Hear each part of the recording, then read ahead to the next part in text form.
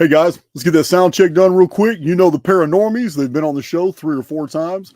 They've hosted me 3 or 4 times. A great collection of guys. You guys know the bad news about Reinhardt. He's no longer with us. But we do have Johnny Monoxide and Grognak, and we have Alt Skull. I think Alt's still in Japan. I think I asked him, but I didn't see an answer. But these are the Paranormies, and they've had a long relationship with the Archaix community. Archaix TV, go back way back on Archaix TV to the van vlog days. So I don't have any announcements today. The sound, everybody's saying the sound is good. I do have OG Face Diaper in the studio with me right now, kicking back here. He's on behavior. He's in behavioral mode. But yeah, without any further ado, I want to add my brothers here to the stage. How you guys doing? What's happening, Jason? Man, that's life is beautiful. My right foot is throbbing because I had to break up a 3-dog fight. Yeah, today. Am I the only guy with no sound? Listen, I'm laid back. No, you got sound? You're good. You got sound? So No, I don't hear Jason. Oh, you don't hear me at all? Wow. Yeah. Might be a bad connection, Alt. I hear him. Yeah, we hear him, bro. How come I don't hear him? Wow.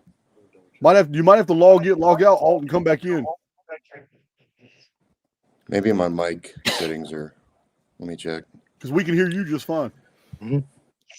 And you can hear the rest of us? Yeah, I hear both of you guys. I don't hear Weird. Jason. Yeah, you might have to log back in. Yeah, I'm going to do that.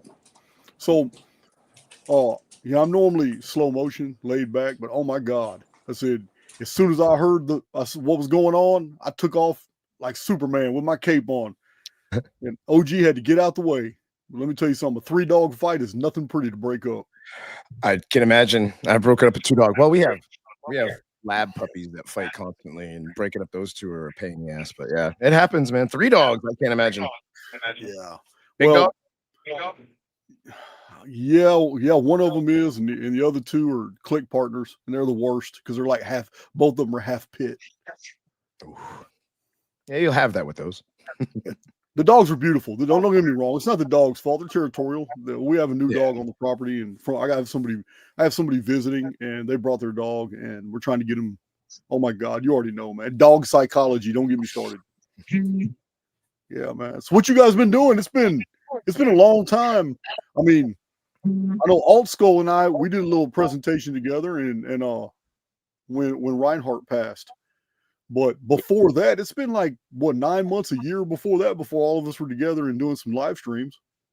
Yeah, it's been a while, man. Yeah, it is. We just started up season 10. It's a little slower. I mean, it's a lot. It's been a rough go since we lost Reinhardt. We kind of, motivation hasn't been great to do shows a lot of times because, he was an inspiration for a lot of our content. And he was absolutely our best friend, little brother, so that sucks. And moving forward is hard. We're doing it. I work a lot. Skull has a lot of business stuff going on. Grognak has had a lot of, he moved. We've all had a lot of issues. So it's getting season 10 off the ground has been pretty rough, but we've been live streaming more than doing content episodes. So. Yeah. Okay. I see we get a little bit of feedback, not much, but I can faintly hear an echo. Yeah, I hear a little bit of an echo too. You think it's me?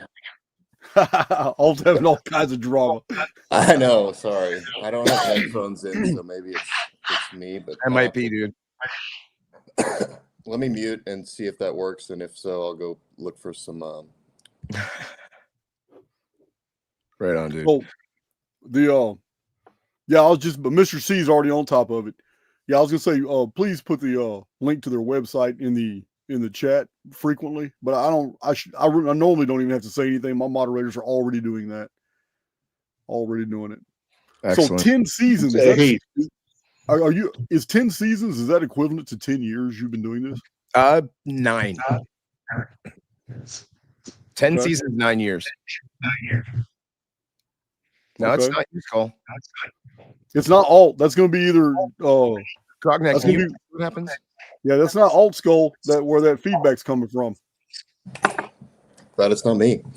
All right. That's it. It's okay. I don't was even hear it Grognak. anymore. It was Grognak. Oh, was it?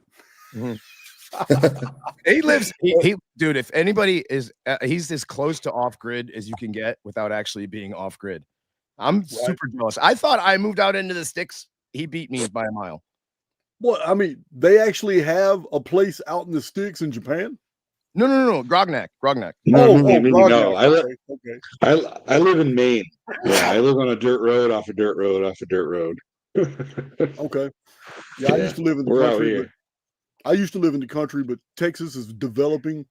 Oh my God, man! I would have never imagined where I'm at. They're developing very close to here now. It's kind of scary. Yeah, man, you drive out on the highway in Texas, and it's just all these McMansions as far as you can go now. It used to all be cattle land, and it's all filling up with Indians and every other kind of people that are not the native people. Yeah, Californians. Everybody with a Star Wars name. What'd you say, Johnny? Everybody with a Star Wars name is showing up. Oh yeah, I already know it. It's crazy. Yeah, so that's crazy. my new favorite. That's my new favorite code word. Oh yeah, Star Wars name. Yeah, you can tell they're like, like it's one of those Rama Hashishiji, like I can't spell that. Yeah, they should. Yeah. I get it. Texas isn't the same anymore. I'm sorry. I drove through Atlanta, actually from Atlanta back to Tennessee a couple weeks ago, and the amount of brand new McMansions I've seen going up that are in the $800,000 to $1 million range, $800,000 to $1 million range, going from Georgia. It's ridiculous. I passed probably 25 new developments.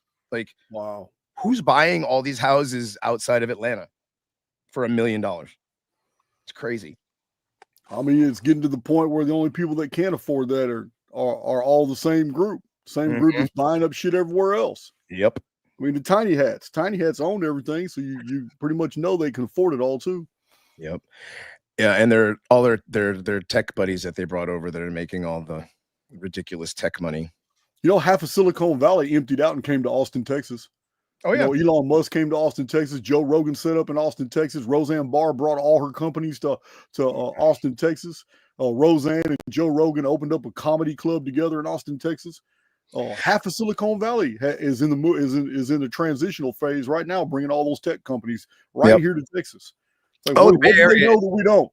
The Bay Area is dying faster than, I don't know. I was going to say something about somebody on a ventilator, but it didn't work. Yeah, there's a metaphor in there. Roseanne Barr, I didn't know she moved to Texas, but it's funny. She's on video in a really recent podcast of one of hers talking with her son, and she's talking about how Americans aren't supporting Israel enough.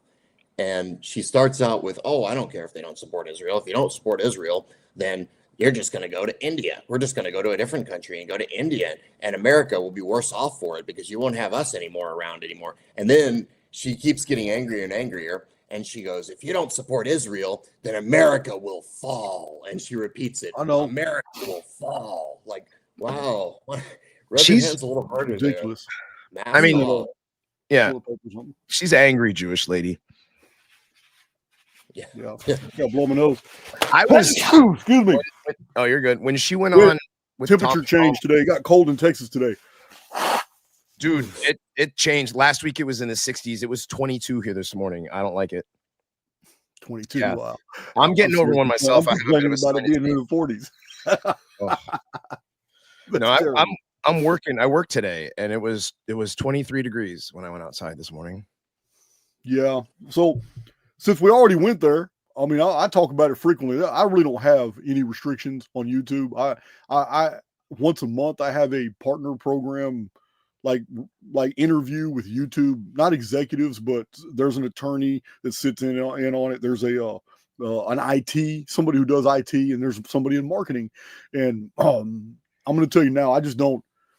I've questioned them about my content. I said, "Hey man, what's acceptable and what's not anymore?" And they're real open to answer my questions. So far in your channel, you haven't crossed any lines whatsoever.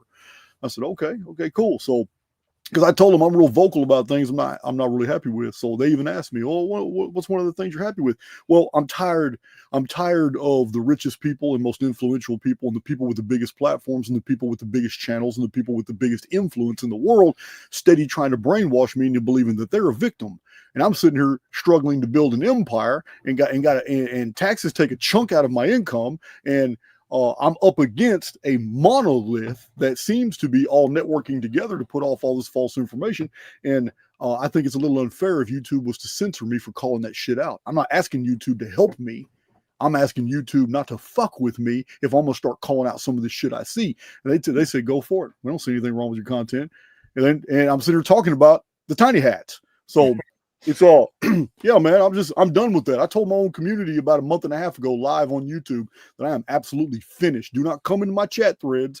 Do not come on my channel. If you're a guest coming on my channel, do not come with that bullshit trying to promote that these people are victims, because they're not. Nope. They were victims 109 times. 109 times they were victims, and they brought it upon themselves according to the historical record. We're entering a new age now, and maybe we can talk about this. But what does the future look like for them when the 110th time comes? Because it's no longer a country, it's now international. You understand? Where are they going to go this time? Well, they keep 109 times. It's 109 countries. I believe it's 1,123 times, something like that. It's 109 countries, right? So meaning they've been let back in 1,000 times. Yeah. I mean, they have a really good way of.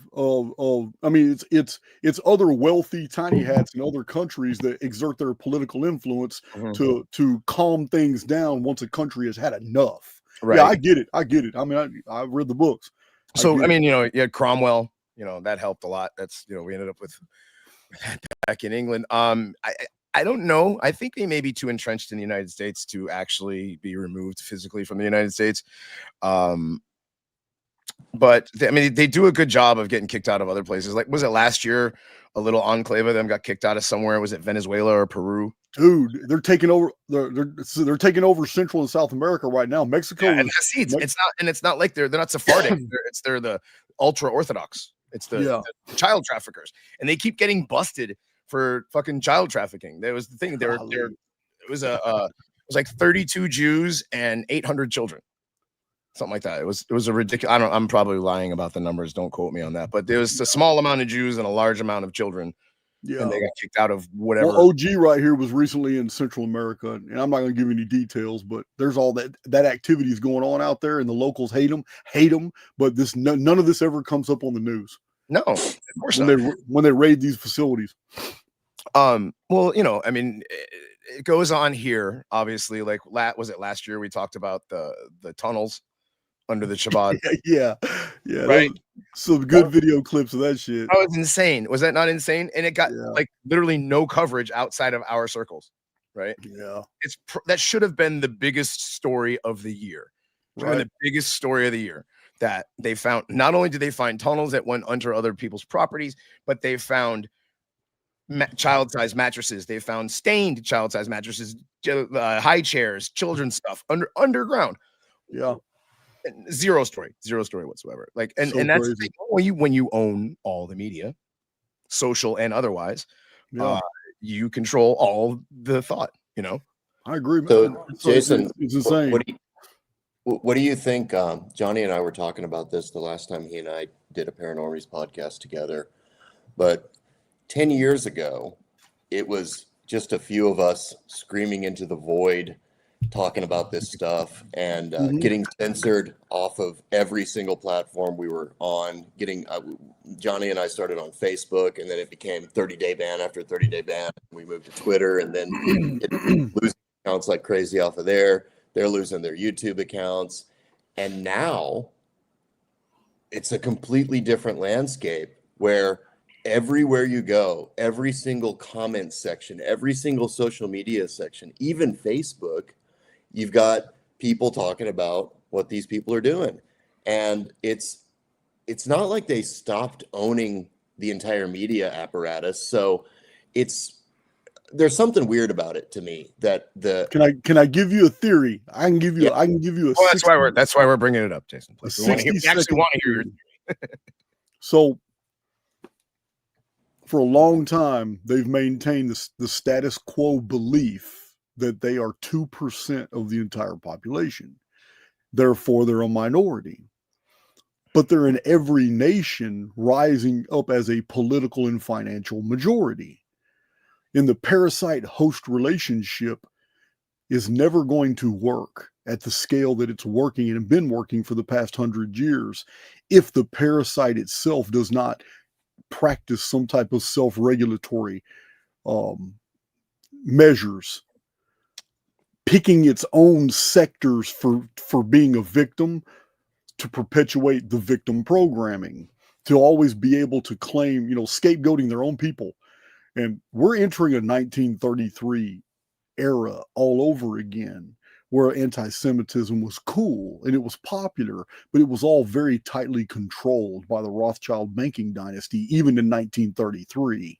So they foster this, and they do victimize and scapegoat their own people, while the ones that they want to get away safely get away. A lot of German Jews freely left Germany.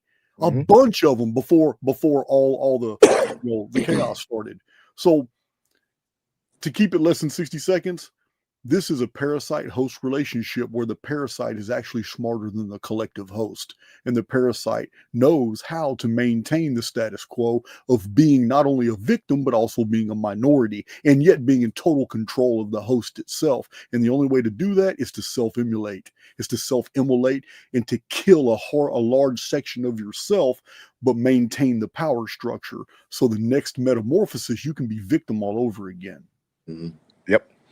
It's wow. It's almost exactly what it's diabolical. It's extremely diabolical, and it's the plan that they've been doing this whole time. We've been calling it kosher anti-Semitism, and it's exactly what it is. You see all these kosher anti-Semitism. Yeah, that's a good one, right? It's kosher. Yeah, hey, it's kosher. We can have it. Yeah, it's the kosher version of anti-Semitism, so it's cool. Right. I mean, you've got Jews who go out and make fun of Jews. They're allowed to do that kind of thing. You've got your man. There are Jewish accounts that are paid to pretend they're not Jewish and just Jew bash all day long. Oh no. I'm talking about actual. Well, yeah. I mean, nobody knows that Seth MacFarlane's actually Jewish, but yeah. But he does all the Jew jokes on Family Guy, and they got one Jew on South Park that makes all the Jew. Cartman, you goddamn dirty Jew, right? Constantly.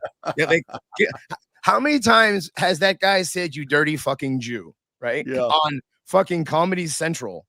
And but it's a white kid that gets blamed for it. It's so it's a fat, angry white kid. Yeah. But it's kosher anti-Semitism. You've got your Candace Owens, who debates rabbis, even though she's married to a Jew. Oh no, his father's Catholic. No, his father converted to Catholicism from Judaism a long ass time ago. Her husband is Jewish. And Candace Owens is Mandis Owens, for the record. Right. That's a guy. That is a guy. You look at those clavicles and tell me those are female. Damn, man! Don't send me down that. That's still a rabbit hole I have not yet wanted to dive into. Because I'm really scared. I'm going to find out somebody like Heather Locklear is a man, and I'm gonna be messed up, man. I'm gonna be so hurt. I won't. You want to tell It's kind of all of them. That's the whole thing. That's the whole deal. But anyways, that's for the Paranormies. We'll do that. Do that on your show. You do know there's a video out there of me being a woman. This dude did a full. He put a whole bunch of pictures of me in different meetups and scanned them, and he has some bullshit little app that looks like a scanner and puts out a bunch of random measurements, and it's something he invented, but it's very for a dumbass who watches it. Yeah. So apparently my anatomy, I'm female, bro. So that's there's the remember the Face app? Remember Face app? You can make yourself old or young or a woman. Yeah. And all the guys from our little stupid groups back in the day, we were making the female versions of ourselves and posting them as like thirst traps. Wow. And the guys would be like, "Dude, you think that's hot? Yeah. Would you fuck her? That's me, you homo." Right? I have one of myself. Oh man, I look exactly like my cousin Melissa as a girl. Dude, like that's so gay by proxy, man. Right, it's so gay by proxy, but it's like, yeah. Well, that's the same joke as, you like that picture? You like that? Really? You just enjoyed an Adolf Hitler picture. Yeah, Hitler painted that. But the kosher anti-Semitism, you got your CTE guy there, American Jiu-Jitsu, Jake Shields, who's like brown white nationalism plus anti-Semitism. Candace Owens, you've got your Dan Bilzerian, massive anti-Semite, right? These are the guys who are in the running for anti-Semite of the year. And they're all like Jewish backed or, married to Jews or father's money comes from Jews. Like it's allowed, and they're doing it on purpose. Like you said, they still own the media. They still own 100%. Yeah. And so they're allowing this. This is an allowable thing. Kind of like we were allowed to make fun of Muslims and be mad at Muslims after 9/11. We were encouraged to be mad at Muslims after 9/11. Right. And then now we're kind of being encouraged. And the Jews that are making it where people are noticing, the noticing will continue. And there's all these AI cartoons now of the juice. Have you seen this? The juice box? Yeah. The cartoon juice box who goes to the king and he's like, if they kick us out, we won't make any more money. And because to the white people, it's to the goys that are assisting the Jews, it's all about the money and the power. It really is, because people always say, oh, it's the Jews. I'm like, no, it's the Jews and friends. They can't do it by themselves. Right. They have to have their Shabbos goys. They have to have their listen, it's the parasite alone would just shrivel and die. Right. A parasite requires a host. The host is where all the true power comes from. It's just the way it is. It's just, they're genius at what they do. Absolutely. Convincing most of the host that they are the victims. Simple as that. I saw, and there's this. Okay, so I'm in a chat with some former TRS friends, some OGs from way back in the day. The joke is with Jews, the joke, with Jews you lose. Their joke is with Jews you win, and it's like they like Stephen Miller because he's kicking out all the, he's saying all the things, right? And he's so one of these guys has been posting this rabbi's speeches, and I got to admit, listen to this guy, he's very smart. And he says, wisdom, something about wisdom is a waste of time. He's like, wisdom, all the being wise about a lot of things is great and all, but you'll never be a master. Master one thing, and then all that wisdom comes back to you. And the Jews are perfect at that. That's a perfect example of Jews. They've mastered one thing, manipulation. Yeah. They're the absolute masters of manipulating societies, entire groups of peoples, countries, and they're amazing at it. And it's crazy. I agree. Yeah. The Holocaust is a huge manipulation story. Everything's manipulation. Oh yeah. I know. I've been down that rabbit hole. I've seen the pictures of the camps, and the original, not the redacted later versions, but the original Red Cross reports when they went and saw the delousing chambers, and this whole thing's such a joke.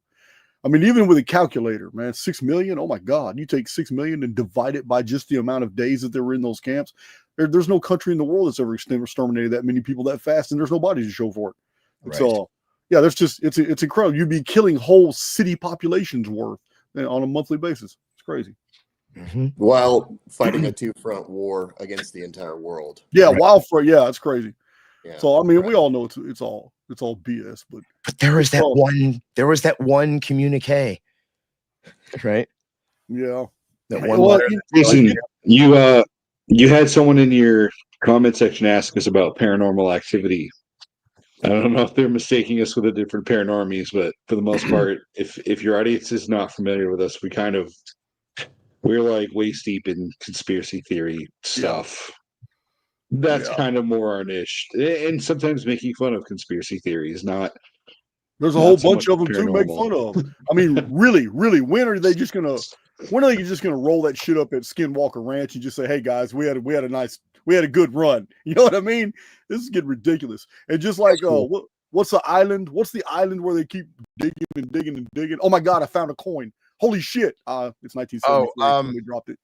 Oak Island, right? Oak Island, yeah. Oak Island. Yeah. What are you gonna stop, man? 12 seasons. Guys, here's the thing. You can watch all 8 seasons of that or listen to 9 seasons of The Paranormies. Yeah, man. I'd rather listen to Paranormies. So that's a good point. Paranormies. This is actually an interesting point. We have imposter Paranormies. I know. When you look up Paranormies, another group does come up. Yep. And my take is it's the way to push us down the algorithm, since they can't ban us anymore, really. Well, they can, but they won't. But for some reason they won't. But to get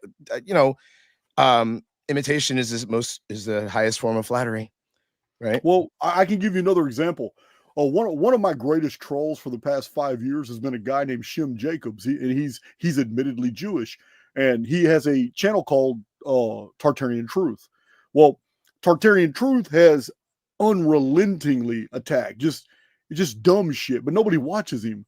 Well, recently his channel went offline. It's not on YouTube anymore. It's completely gone. All his troll videos and all that. And in its place is another channel that never did formally come up, but it's been around forever too, called Tartarian Truth. Same thing. And it's a rather good channel on all kinds of Tartarian type topics. It's got some good stuff. When you look up Tartarian Truth now, it sends you to that channel. But every other time in the past, you look it up, you go straight to his shield channel, which was owned, controlled. It was just a Jewish shield channel that attacked any rising truthers there. I'm not the only one. I'm not the only one that he continually attacked. I know the guy. I know exactly what you're talking about. Yeah, man. Well, his whole channel vanished about a week ago. It's gone offline, and now the real Tartarian Truth channel that was here before him is now coming back up in the search as soon as you search for it, and this does have some pretty cool content. But anyway, yeah, there's a lot of that. That's why you have to be careful who you talk to, because you don't even know anymore unless somebody's doing live presentations and live videos and stuff. You really don't even know if you're dealing with a real individual online anymore. It's the AI. The AI has gotten insane. Yeah, we actually had a lady email us repeatedly trying to get money back for something she bought from those other paranormies that she didn't want or didn't get. She never got or something. And I tried to tell her that it wasn't us, and she kept emailing me, and I kept sending her. She finally quit, but it was 7 or 8 emails. I'm like, lady, that's not us. Yeah, we don't chase ghosts. We don't believe in ghosts. Yeah. We're not those kind of paranormal. No, we're totally different kinds of paranormies. We're the original OG paranormies. So I have a question. What have you guys ever come together and done a venue? Kind of, but not no. We're going with no.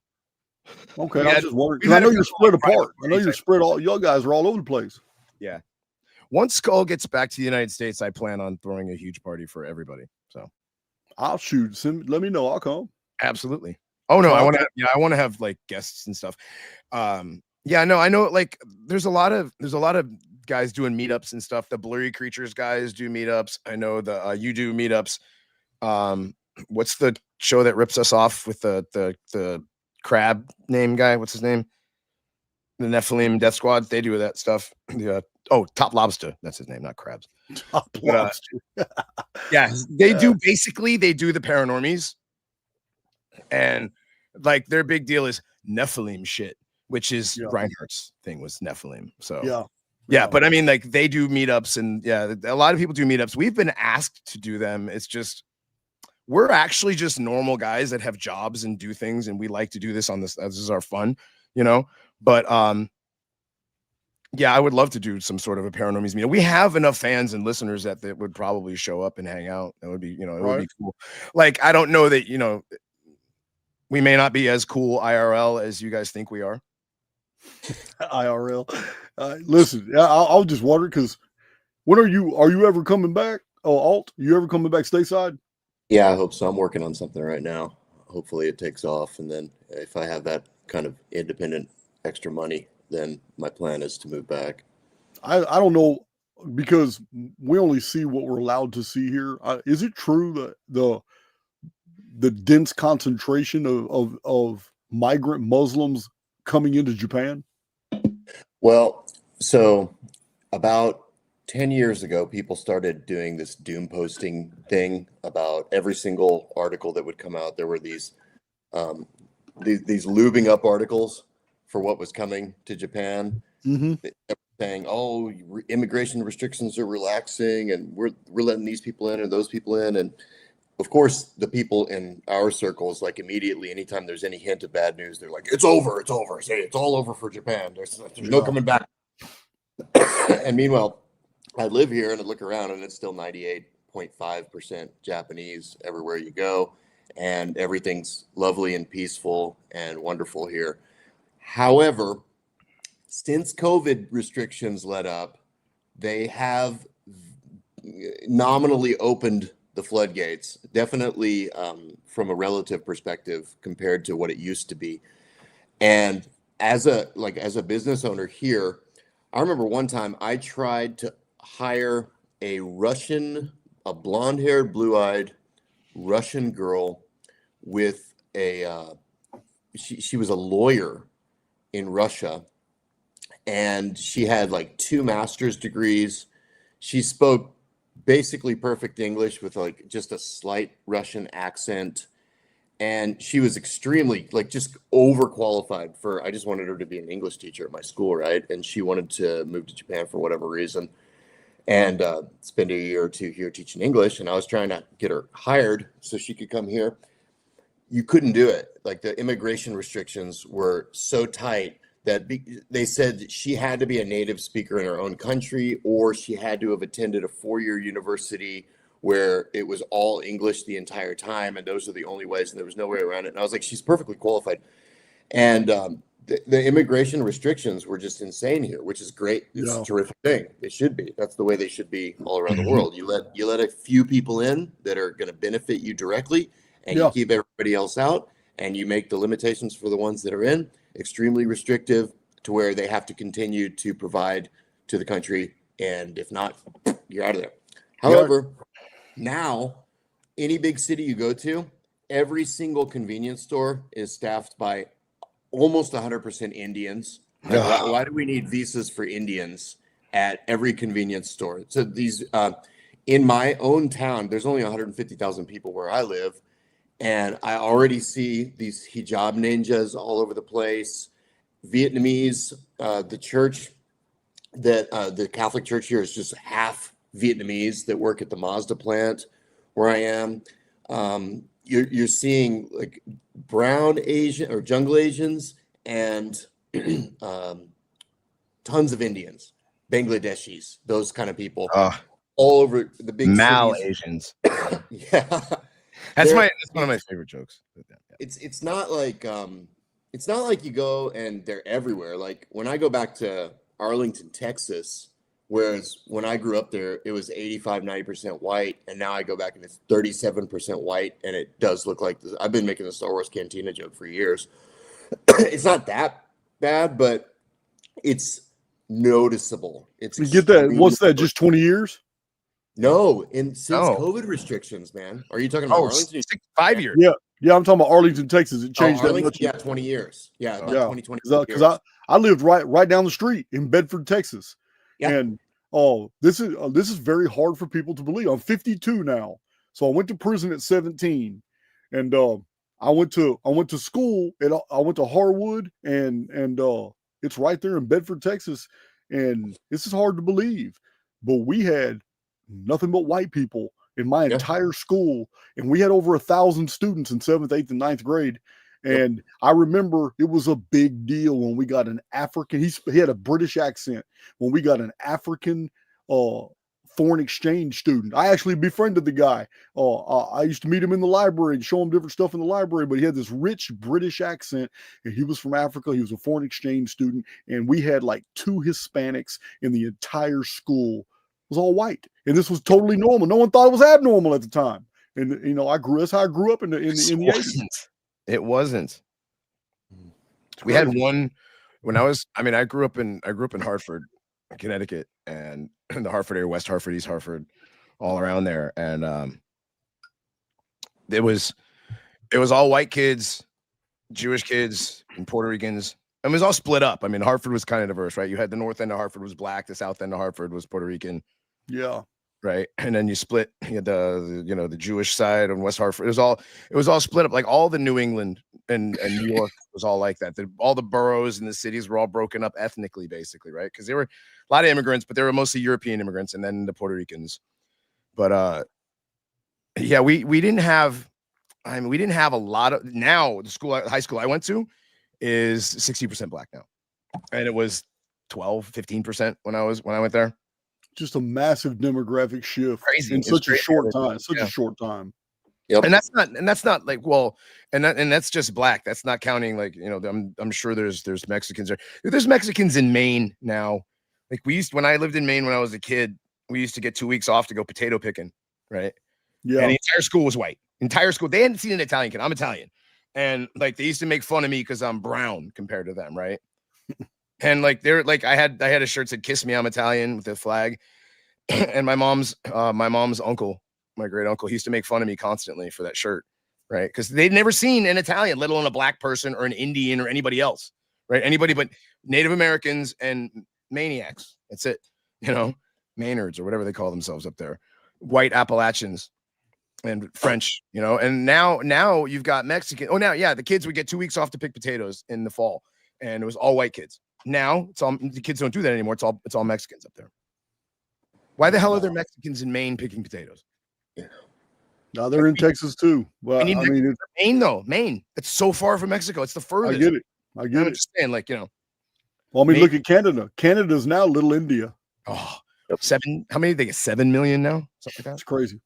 It's absolutely. It's insane. It's all by design. It's all by design. It's just. It's the new style of ethnic cleansing. It's the new style of warfare.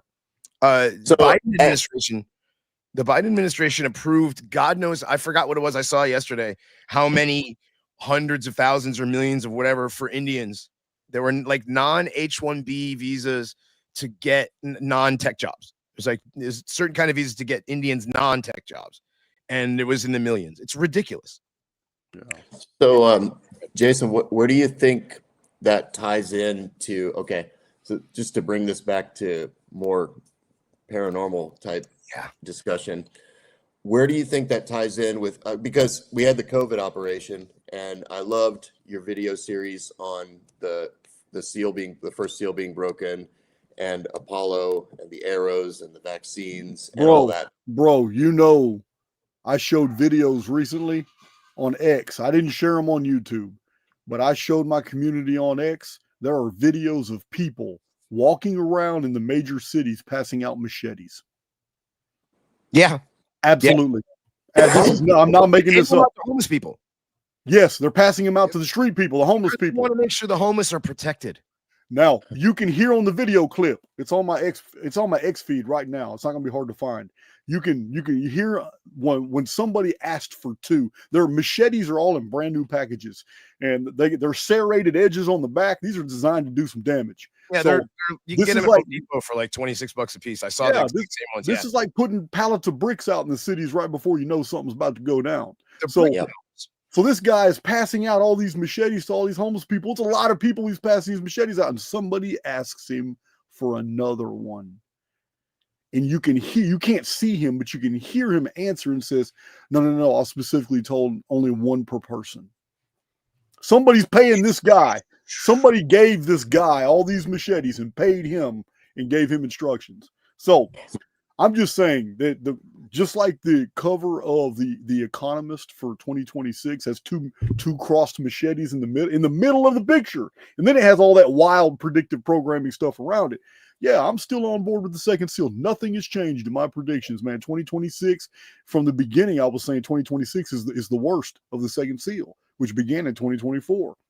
So, I'm not taking anything back. I think 2026 is going to get real bloody, man. What city was this? Do you know? Actually, I don't know. They were all speaking. It was America or Canada, because they were speaking our versions of English. This wasn't European English. It wasn't the UK. Okay. Yeah, this was very, very American accents. And if it would have been New York, I'd have noticed that accent. So I'm not going to notice a California one. Anywhere on the West Coast, all the way to Texas, I'm not really going to notice one. It sure wasn't a Southern where I'm from. Yeah. So this guy's name is Keith Castillo, and he went around in several U.S. cities with plans for a New York City stunt. Wow. He says, while the weapons are for safety and tools, critics decried the dangerous combination, fearing it'll escalate violence. Yeah, no shit. Oh, it's for online engagement. He's an influencer. Sure. Means you're a faggot with a TikTok channel. Yeah. He goes by the handle POV Wolfie. Yeah, I don't know. Yeah. Austin, New Orleans, and Little Rock. Ooh, Yeah.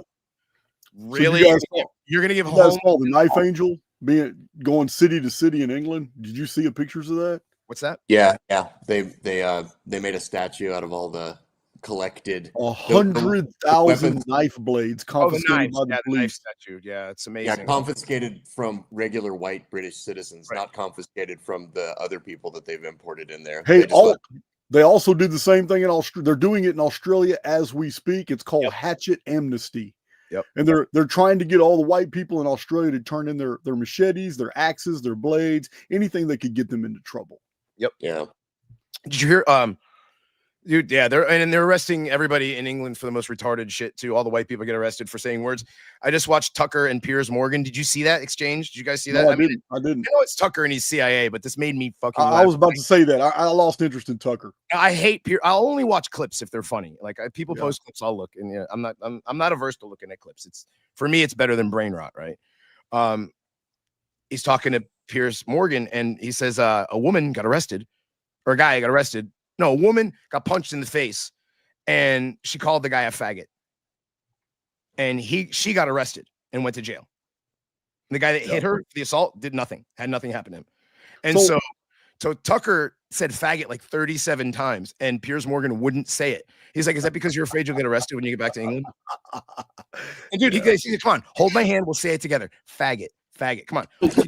And he's like, do you say gay and retard? He's like, I don't say the R word. And Tucker did the giggle, like, yeah, I don't say the R word. Like, dude, you are a faggot, Piers. So, but like, a guy got arrested. Okay, a guy came. I think he might have even been like a councilman or something in somewhere in England. But he came to America on holiday and went shooting. Yeah, right. Yeah, I saw that yesterday. Posted a picture of him with a rifle in America, and he got arrested when he got back to England not because it's illegal, but because of it might incite hate and violence, and how it. He said the authorities said you need to think about how what you post online is going to make other people feel. Yeah, England. Maybe they don't feel safe that you're shooting a shotgun in America in a different country and posting about it online. I hate it so bad, dude. China is asshole. England is faggot. Yeah. Dude, it's there's no. I really feel for our brothers and sisters in the UK, because there's no better evidence that your own country is now a captured operation. There's no greater evidence that the actual citizens under the government of your country are actually persecuted for exercising rights, privileges, and immunities that you've always enjoyed, but have now been taken from you and given to people who have invaded your country. And that when you complain about it, you're now treated as the very invaders you're complaining about. The script has been flipped on them, and I'm just wondering how long it's going to take. I'm not trying to incite anything. I'm wondering how long is it going to be before the people of the UK fully grasp the fact that their country is 100% an occupied territory. It is no longer England, the UK. It is no longer politically independent. Every single ruler they have is a part of the captured apparatus. It's sad, man. It's really sad. But that's the reality of it. There's no way these things can be true if that's not the case. I think what disturbs me the most is how many people can live there and then still agree with the government that's doing all these things to them, and defend it, and defend immigration, and defend how you speak online to other people. It's just like what happened with COVID, where everybody just went along with whatever the thing was, no matter how absurd it was. And it was almost like the system was pushing the envelope to see how absurd, how far they could push people and still have them support their own destruction. Right. And then they're like, we can keep going. There's still more. I have one word for this you. road in front of us here. Skull. I have one word. Boomers. Yeah. It's all young boomers. people, No, but it's young not. people defend it They too. defend it a little bit because they Yeah. like the food, they like the food. And my friends are brown. Some of my friends, like the young people, because they have brown friends. We didn't have brown friends growing up. We didn't. There weren't any. We had all white kids in my neighborhood, right? So like, I didn't have these kids grow up. These kids grow up in these Burger King Kids Club neighborhoods now, you've got one of every color, and the cool handicapped black kid, and the Indian guy that knows how to do math, right? But now it's so stupid. Yeah. What's the black kid name? His name Wheels. Yeah. That was just Wheels. Yeah. Yeah. But that's how these kids grow up now. It's not their fault. It's not I don't blame the young kids for being kind of pro immigration or whatever, because they don't know any different. They don't know any different. It's the boomers. I blame the boomers 100%. Yeah. Oh, dude, what is the name of that show you're talking about? Which one? The one with the Indian kid in the wheelchair. He can. Oh no, that was just. I was just making fun of the Burger King. Oh, I've seen a cartoon recently. Oh really? Yeah, it was all stereotype. Everybody on there had a stereotype, and the kid from India could count real good because his family comes from a long line of gas station owners. Oh man, that's hilarious. Hilarious. Epigenetic math ability. Yeah, there you go. No, I mean, that's hilarious, and it doesn't surprise me that there's a cartoon like that though. So you want to hear where I think all this is going? Yes. I'm not claiming to be right, but I have given all this a lot of thought, because nothing happens for a reason. Every bit of this is part of agenda, and this entire international Jewish control structure is advocating all of this. So they promote the discussions now. They want us to talk. They want us to wonder. They want us to cogitate. They want us to bounce theories back and forth. This is what's got me thinking that, first of all, I can't shake the idea, based off what I found with the exact dates that Pfizer released its vaccines and when Operation Warp Speed was released. I recorded those dates and showed the mathematical patterns are unmistakable. They are absolutely linked to every single time one of the Purge movies was debuted. And these mathematical patterns are amazing.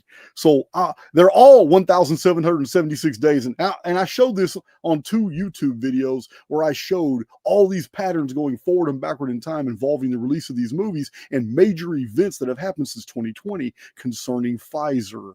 So this is still on my mind. I haven't let that go. So if I'm going to continue thinking along that vein, that there is a connection, and that the human family was attacked in 2020, and that the cure was the actual attack, the disease was non-existent. So if I'm going to continue on that, based off everything that's happened since 2020, this massive push for this, because we have to judge things by their effects. I'm not thinking about putting foreigners in different countries is the end game. I'm thinking about the effect. By doing that, what does it do to the local populations? It grooms them to seek an answer for the problem. So what is the purge? It is an answer to a problem, to a free-thinking, self-governing culture, as most Western nations are, without the outside intrusion of foreigners. Purge scenarios would never be accepted, especially to the fabric of a Christian society, which is mainly the West. But once you introduce foreign elements that are causing all kinds of problems, and once you flip the script on rights, privileges, and immunities, purges don't look so bad to the population anymore, do they? And once the purges are over with and all the violence is done, once they activate the 5G weapons that they got set up, that they've convinced us are some type of cellular towers, which they are not, once this stuff is activated and people go crazy and everybody's got machetes and pikes and shovels and the lights go out in 2, 3, 4 weeks to get the peace back, during that transitional phase, this allows the governments to come in and they become heroes to the people for bringing back law and order, but they bring back new laws, new types of order, and people freely agree to it because the violence is over. A lot of the problem is over too because the local populations have rose up and basically ended those problems. So new legislation is passed, new control measures are passed, and in one fell swoop, in less than 2 years, governments can get the real control that they've always wanted, but the free-thinking Western nations would never allow them to make those power grabs. You follow me? I do. It's interesting. What you think this might be a way for them to ethnically cleanse all those brown countries of the brown people? I don't know. I just Send feel them all here, then we get rid of them, and then India is no longer Indian anymore. see I get it, but you could completely have 50% of the population of India die in some weird earthquake.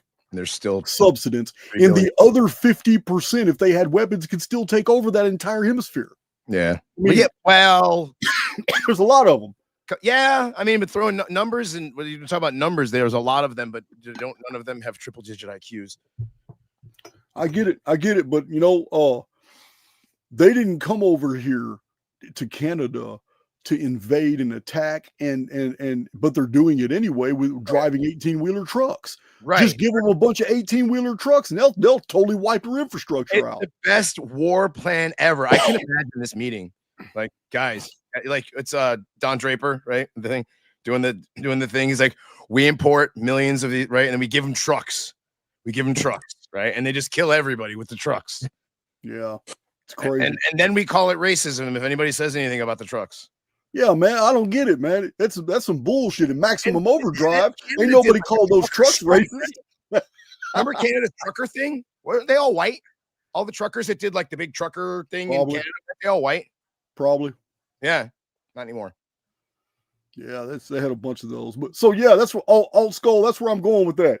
I feel that this forced migration, if it wasn't part of an agenda to create a reaction, then they wouldn't publicize it so much. It would be the greatest secret in the media. No one would ever even know this was happening. You would just be looking around, seeing more and more non-white faces. But that's not what's happening. They're telegraphing this shit. They want you to know. They want you to be enraged. They want you to feel, and they want you to get destitute. And they want to create a situation that's happening right now. I think they've been doing it without. They're ramping up the being mad about it part. Yes. They've been doing it for 25 years. Skull, is that a Ben Davis? This? Yeah. Oh, hell yeah, bro. Yeah. I wear Ben Davis shirts to work every day. Awesome. Yeah. Did not know that. Justin, if I can ask you something, you recently said you kind of detached yourself from this idea that the chief cornerstone is actually there for errands or something. I don't want to misquote you, but you said you just see this as you use the if I were the devil exercise, right? Yes. And now, do you still believe there's an exodus for errands? Oh, absolutely. And that's the reason why I'm now seeing something completely different here. It's because in what I promote is that the Exodus and cataclysms are the exact same event.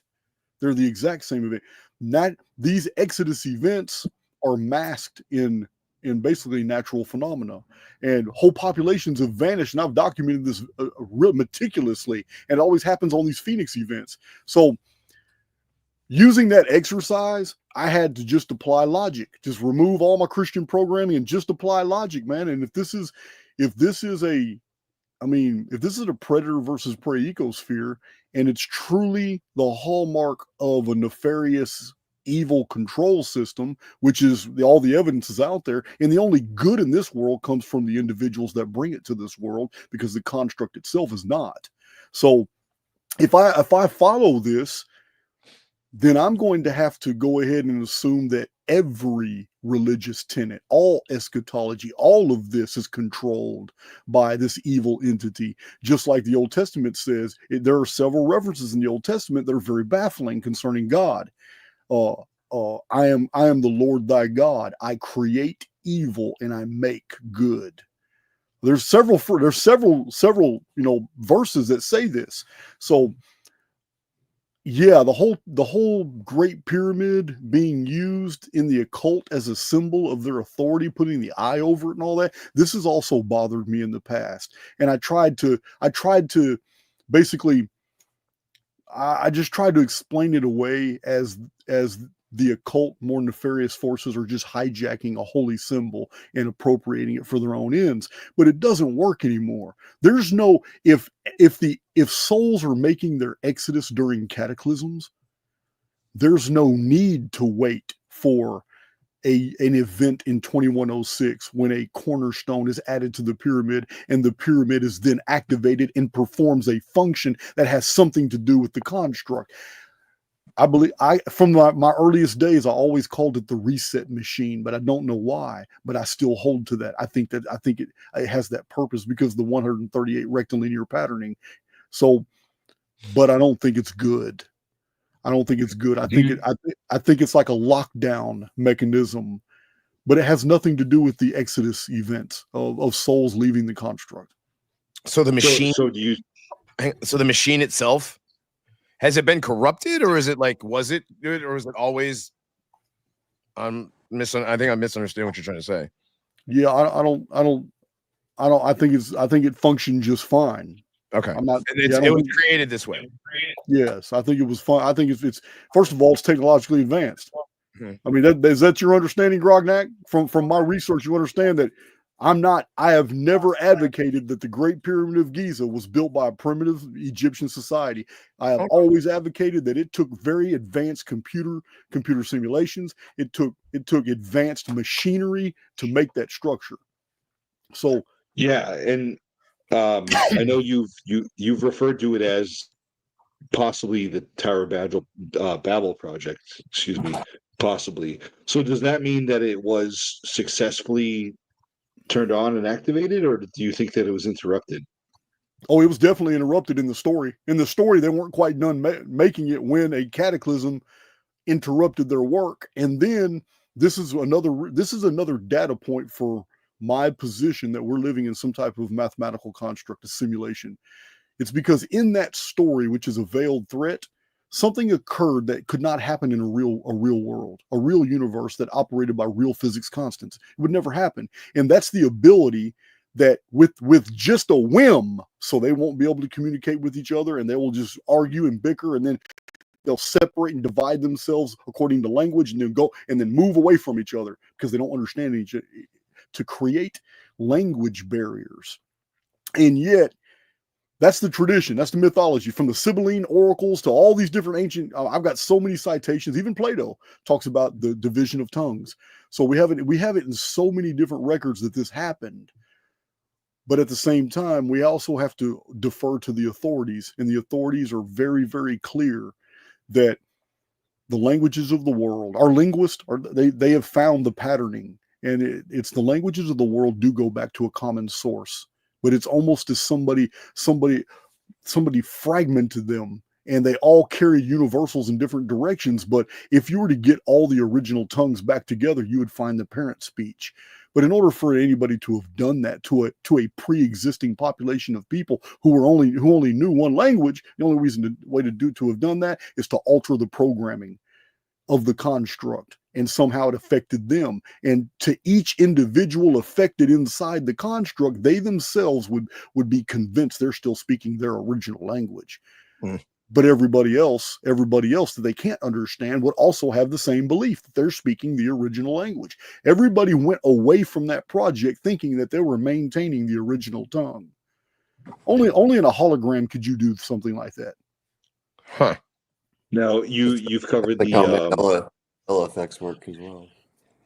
you've covered the Olympic ceremony stuff where they show the phoenix over the burning world at the end of the 2012 Olympics. Yeah. Now, during or right after the depiction of the phoenix, they play "Teenage Wasteland" by the Who. Did you catch that? I didn't catch that, man. No. And one of the lyrics in that song, if you look it up, it talks about they say the Exodus is here. So they do in the song, they attribute the Exodus to the Phoenix event right there. Hey, listen, man, I'm so on board with that, Grognak. You have no idea how, because I went through those ceremonies. I went through all the visual stuff. I didn't really pay attention to the songs, but lately I have been going through music, and it's been blowing my mind that people have been telling us. Especially, you saw the video I recently did on Shriekback, the Shriekback song on Nemesis, Parthenogenesis. Oh my God, man, you've got to watch that video. It is all Phoenix. It is all, and this is from the 1980s, and it's just it blows my mind. But yeah, I 100%. Those are ceremonies.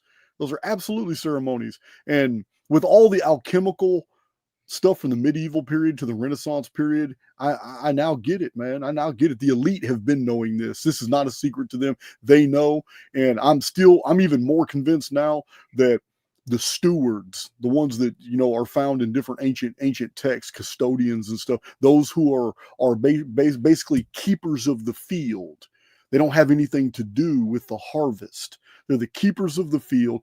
This is the role the Jews play. And they've like made a deal with the construct to be facilitators. And there is no exodus for them. They are recycled back. This is why they are stringently opposed to deviating from the bloodlines. Yeah, man, the more I study the question of these people, man, these people know, because they're the ones. If you've ever gone through the Renaissance and medieval art, you will find everything in there has Jewish symbols, Jewish text. They put their signature on everything. And one of the things that we're super fascinated about is the one thing you won't find them writing anything about. There is no Jewish writings on the Phoenix. None.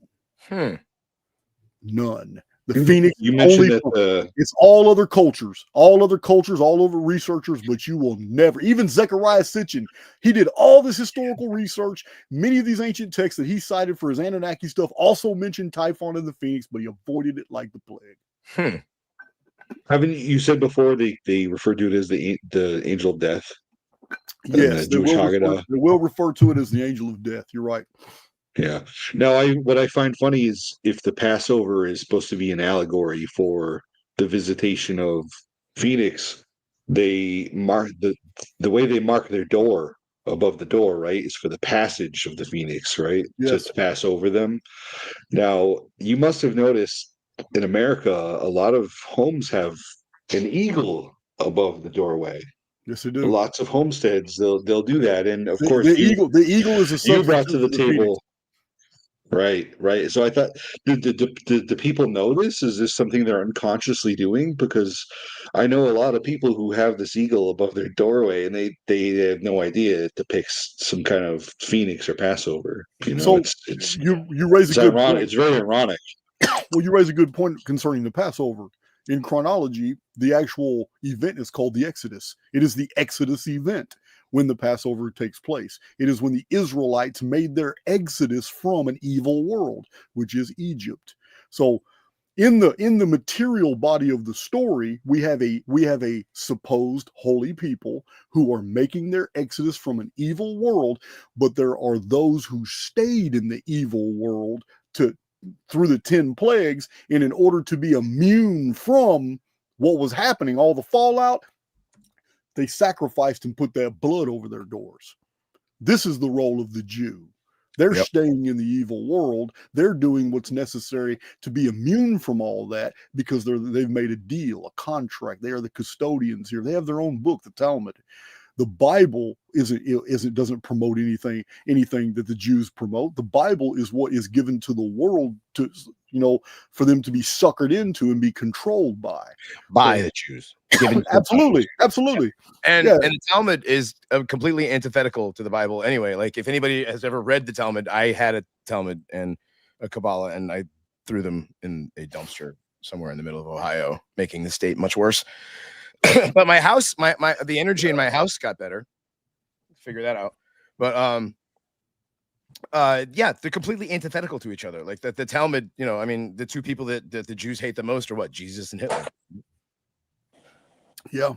We're talking about something that's pretty scary. A lot of people don't like hearing this type of stuff, but I think your crowd, I think your audience is okay with it. But our audience too. I mean, like our audience, the Venn diagram of our audience is pretty well. I mean, from a materialist perspective, even somebody who is awakened today, still clinging to that materialism. This is a terrible idea because we have 14.8 years before a third magnitude Phoenix event. So there's only 4 magnitudes of Phoenix events. I It's was on a just going to cycle. ask you how many magnitudes were there again? They're in a cycle. They're in a cycle. So the worst is 2178. That's 138 years after 2040. 2178 is fourth, and it's worse. It's epic. But in this scenario, it's even worse. It's even epically worse because 2178 is the immortal number that doesn't collapse. It is the number that proves that we are absolutely in some type of mathematical construct and that it is on a programmed loop. It's not. I don't know if you're familiar with my 2178 research or not, but I have extensive charts showing all the calendars of the ancient world and where the number 2178 comes up in those calendars and how it matches our Anno Domini calendar and how you can do an exercise yourself with the number 2178. You will find out that every number in existence collapses to 0 except a small 5% of numbers that their permutations collapse into a loop of 2178, and it doesn't go anywhere. And it's not anything that any mathematicians today have ever even attempted to explain. Euler tried. He was on the edges of it. But Who? No one, Euler, mathematician Euler. Okay. So Euler tried. You can Google things about Euler and the problem of 2178. He was skirted around the edges of it, but he never really found this exercise where you can see that it never collapses to 0. It's the only number in existence that doesn't. So it's to me, it's just more proof that we're living in a simulation. But we're in third magnitude. The 2040 event is third magnitude. So let me give you a little clarity.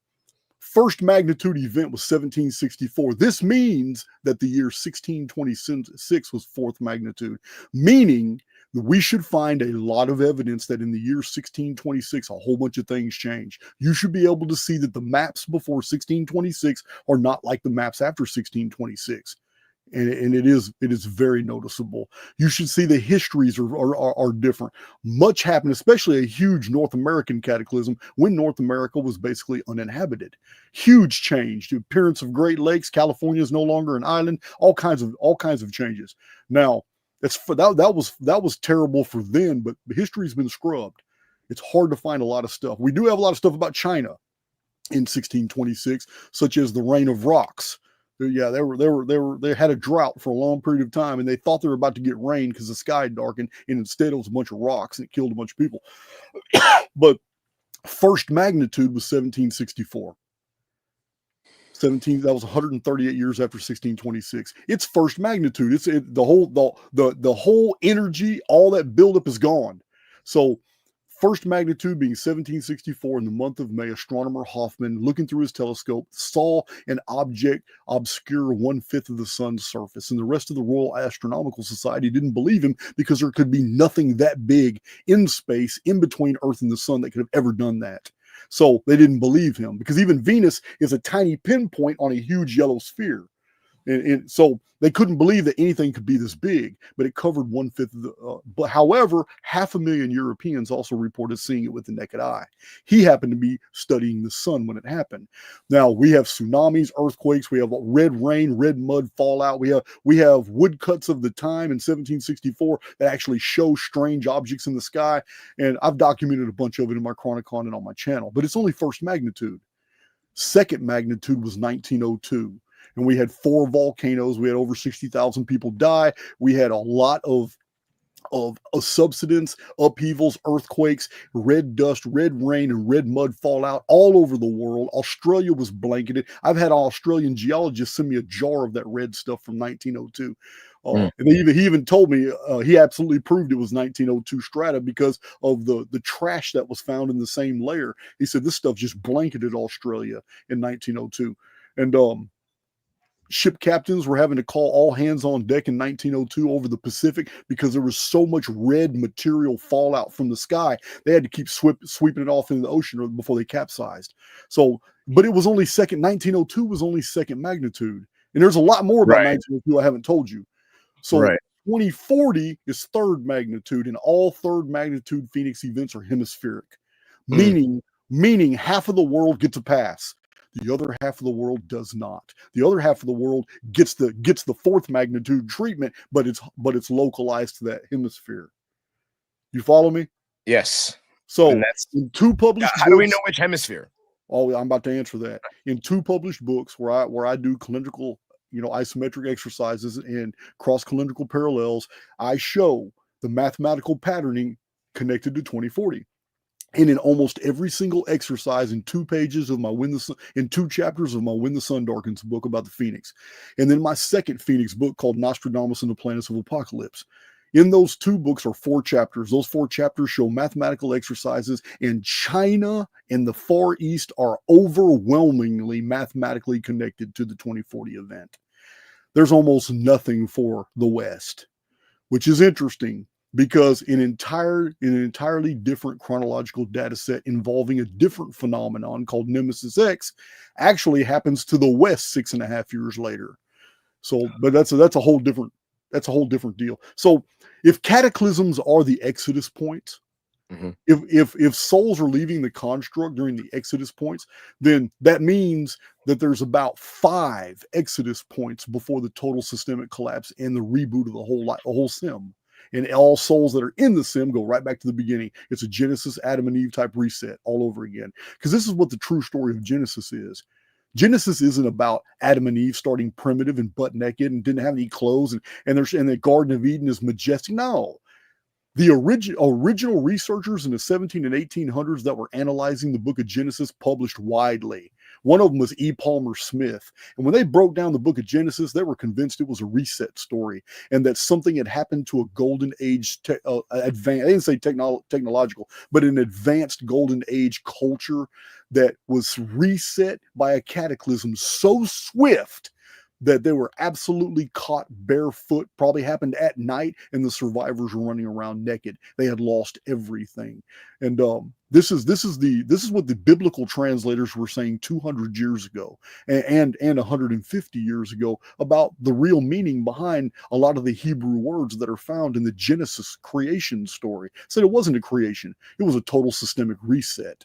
So this is also what Con Thomas wrote, and the CIA confiscated his book. He said the exact same thing. The whole Adam and Eve narrative story is BS. It is Jewish symbolism overlaid a story of a very advanced culture that suddenly ended in a single night. And Adam and Eve are representative of the survivors.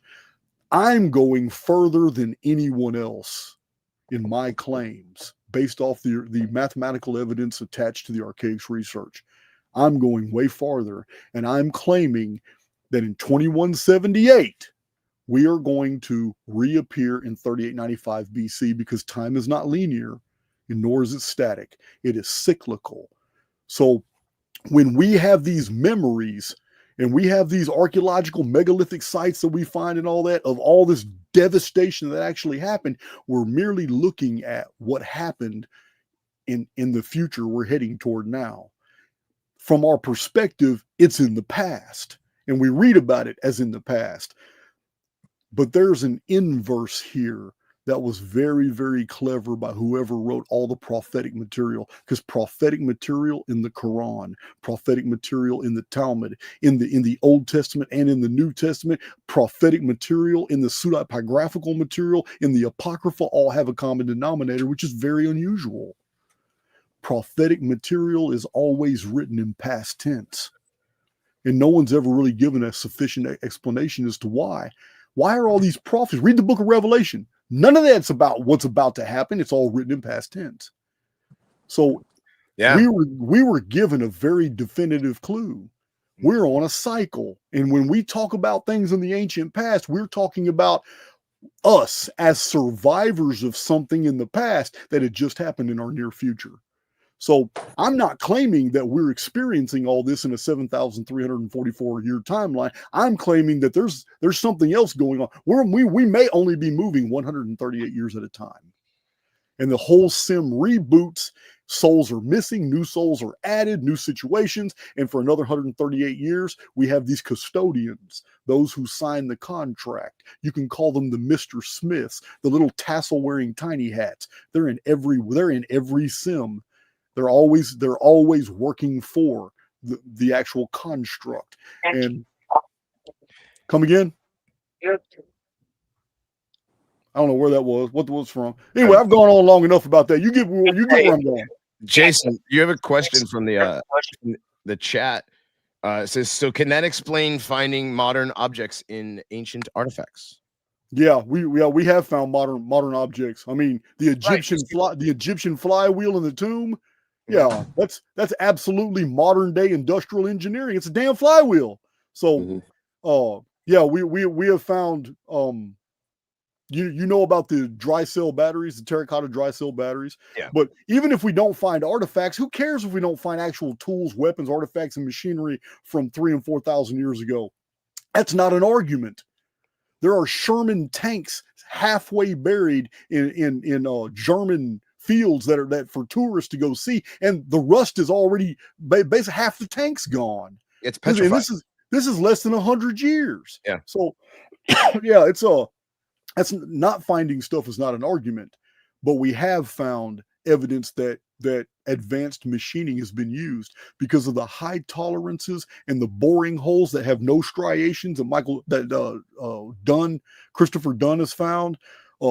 There are thousands of images online now that you can see for yourself of measurements being done at Pumapunka, Tiwanaku, and the Giza Plateau that defy explanation, because even the marble on bank buildings isn't as smooth. The tolerances aren't near as high as what we're finding from rocks that are being excavated in Peru and in Bolivia on the Altiplano. So machines had to have done that.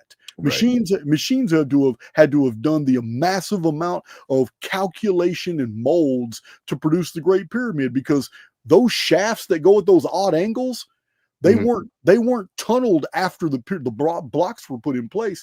The blocks were already had the shafts, designed in them when they were put in situ. So there's the advanced technology from the past is evidenced everywhere. And they took the equipment with them when they left? Like, it's not an argument to me, Johnny. It's not. If no, they no, left I just was it like what I just trying to imagine the equipment that could make something like the pyramid or something like the. Okay, I'm going to tell you something you probably haven't heard now, and no one's going to agree with me, but I don't care. I mean, David Hatcher Childress may have cracked the code on this, and I'm not impressed with him. He used to be one of my personal heroes, but he signed up with Ancient Aliens, and now I feel like he's a Benedict Arnold. But it's okay. He did actually contribute to the mystery when he showed ancient Mayan frieze that has bearded Caucasian-looking guys wearing helmets, wearing backpacks with tubes, literally building monuments by spraying stone. And if this is true, that explains all the nubs that have been found on all the giant megaliths and all the stone walls, because that's your eject point. That's when they pulled off.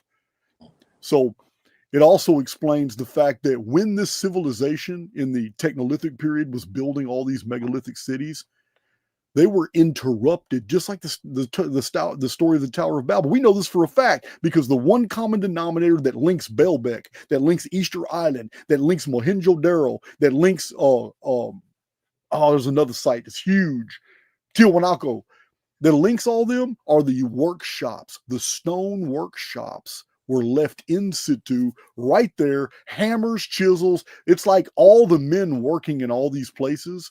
Oh, also in the copper fields of Michigan, they found the stone workshops there too. It's like something was going on at the same time, 17th century BC, 1687 BC to be precise, in the month of May. This is the Ogygian cataclysm. It's called the Ogygian deluge. It was worse than the flood of Noah, and it was afterward. But this is what ended the Old Bronze Age. This is what started the Egyptian Second Intermediate Period. That's what the Egyptians do. The first Egyptian intermediate period is the Great Flood, but they won't admit it. They all they say is we got a 300-year period of absolutely no development, no advancement, no history. But for the rest of the world, it was the Great Flood. For Egypt, it was the first intermediate period. Second intermediate period was the Ogygian destruction, and then but that's what I'm saying about David Hatcher Childress. He may have answered. He may have solved all these megalithic structures. How did they lift this big old rock? Well, they didn't. They sprayed it in place. So like shotcrete, basically. Yeah, that's good. Hey, I like that shotcrete. Man, I'm a contractor too. I should have said that, man. Dude, shotcrete. It's the first thing that came to mind as soon as you said that. Well, I mean, well, we had Waters Above on last season, and we talked about all the giant structures, these whatever you want to call them, Romanesque or Greek or whatever. They're all the same all over the world, right? All these, and he seems to think it was just like this giant AI that would just fly around and poop them out, just drop one here and drop one there, drop one. But I like Jordan, but I would have had to get on his butt about that one. I mean, we were obviously having fun. Yeah. But yeah, I mean, the idea that they were like 3D printed, right? Yeah. In a way, almost, right? The 3D printed shotcrete, like some sort of combination. That I've kind of. There's no other way. I like looking at things like in Venice, not in Venice, in Italy, the one. You know the one I'm talking about, Skull? The one, not St. Peter's Basilica, but the one that's got all the statues that are on like 80-foot spires. You know what I'm talking about? Yeah. That's the main one in the Vatican, right? Yeah. And I can't remember the name of it, but anyways, yeah, those things they there's no way all that marble was hand carved. I'm sorry, it's 3D printing, is in my opinion, some sort of 3D printing. I don't have any problem with technology in ancient times. I mean, no one should. If it's very rare to find things that are 100 years old, out in the deal. So imagine finding something 2,000 years old in 1900, and imagine being happy that you found an old Roman shipwreck from the Mithridatic War, and you find it off the coast of Crete. You bring up all the stuff, and for 2 years you go through all the stuff that was found in the cargo hold, and there's one lump here. You set it to the side, and in 1902 somebody decided to look at that lump, and they realized that it had metal differential gears. So this changes it's an Antikythera computer.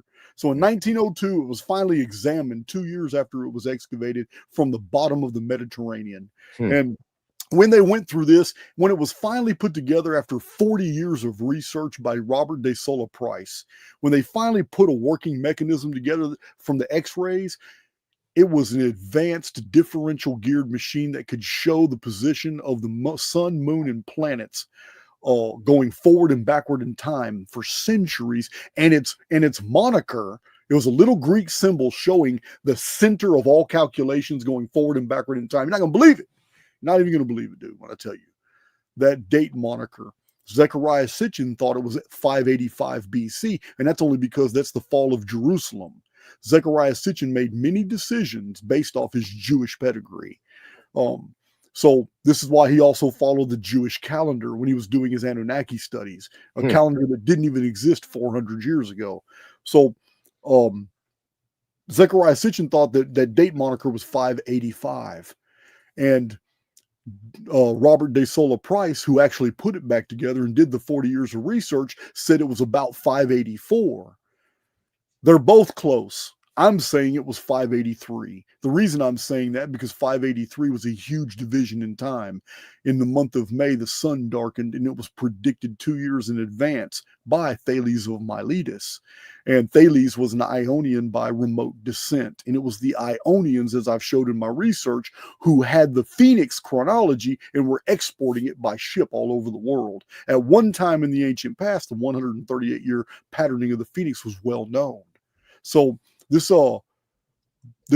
device is amazing because it's a computer, and it calculates things forward and backward in time, but it's not geared. This is what I'm trying to get you to understand. We're not talking about grandfather clock technology, which we've had since the 1400s. We're talking about differential gears, and these differential gears required machining that was much more technologically advanced than the damn device itself.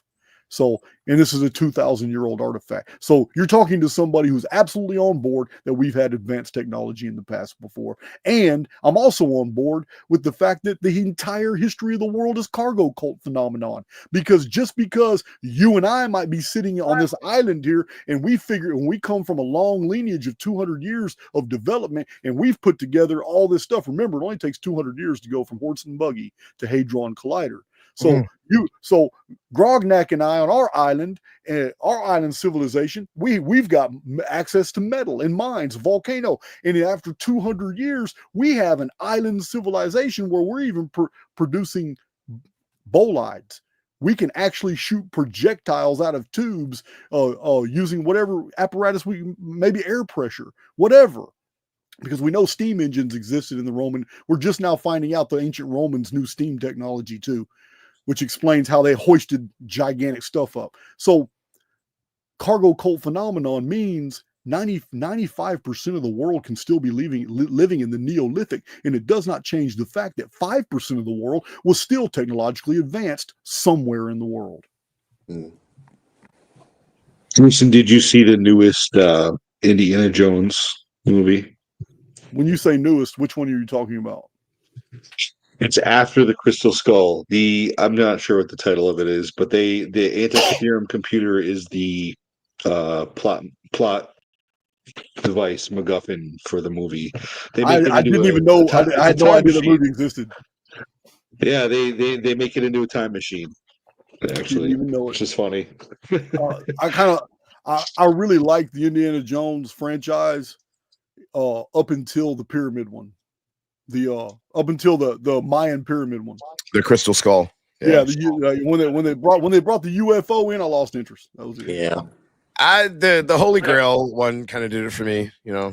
Like the first, you can't Temple, you know, Indiana Jones, Temple of Doom, Last Crusade, but like it was going downhill. Like Temple of Doom, number 1 and 2. That's it. That's all you need. But they still add in a bunch of truth drops in those things. Like they do. They really do. At the end of Crystal Skull, they show you the Smithsonian warehouse where they keep all. All right. Oh yeah. They show you that at the beginning of the Raiders of the Lost Ark. Yeah. That's where that's the original Smithsonian Institute. Yeah. The end. That's the end of the word institute. That's it. Always been that way.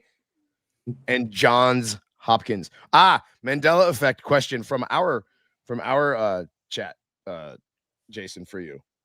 Let me find this real quick. Since we just did a Mandela effect thing.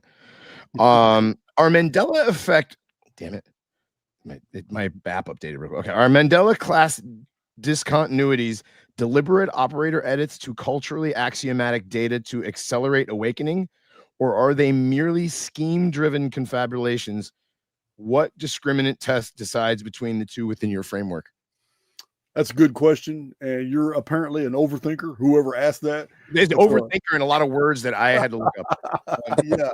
So, okay, here's my take on Mandela effect. And my community's heard this before, but listen, I'm amused by it. I'm very amused by it because it seems the phenomenon comes in tandem with our awareness that we may be in some type of construct. It didn't happen before that. This isn't a thing in the past.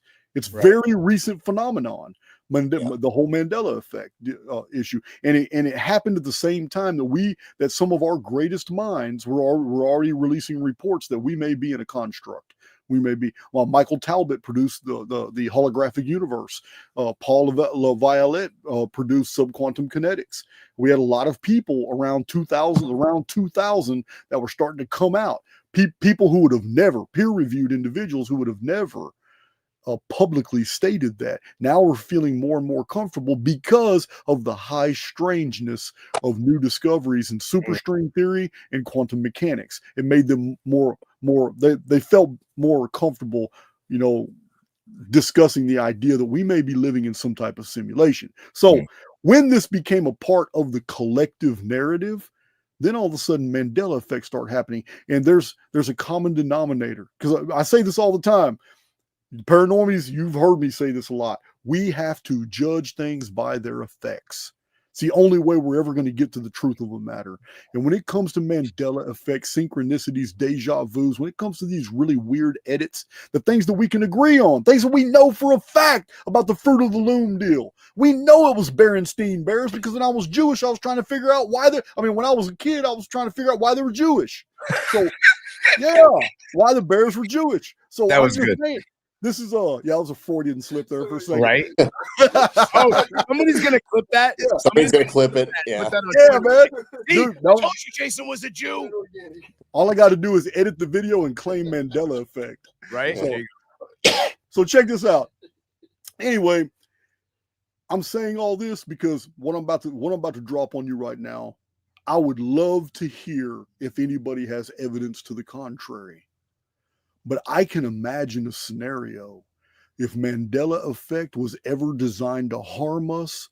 I can imagine a scenario that would be terribly horrifying because we rely on technology. We rely on our senses all the time. And if I'm in traffic, I'm watching that red light. I'm watching it turn yellow. I know when it's green, and I'm relying on that. And if I get Mandela'd while I'm watching this, and when there was no traffic, now there is, but it's too late for me to react, that means Mandela effect can be used to harm me.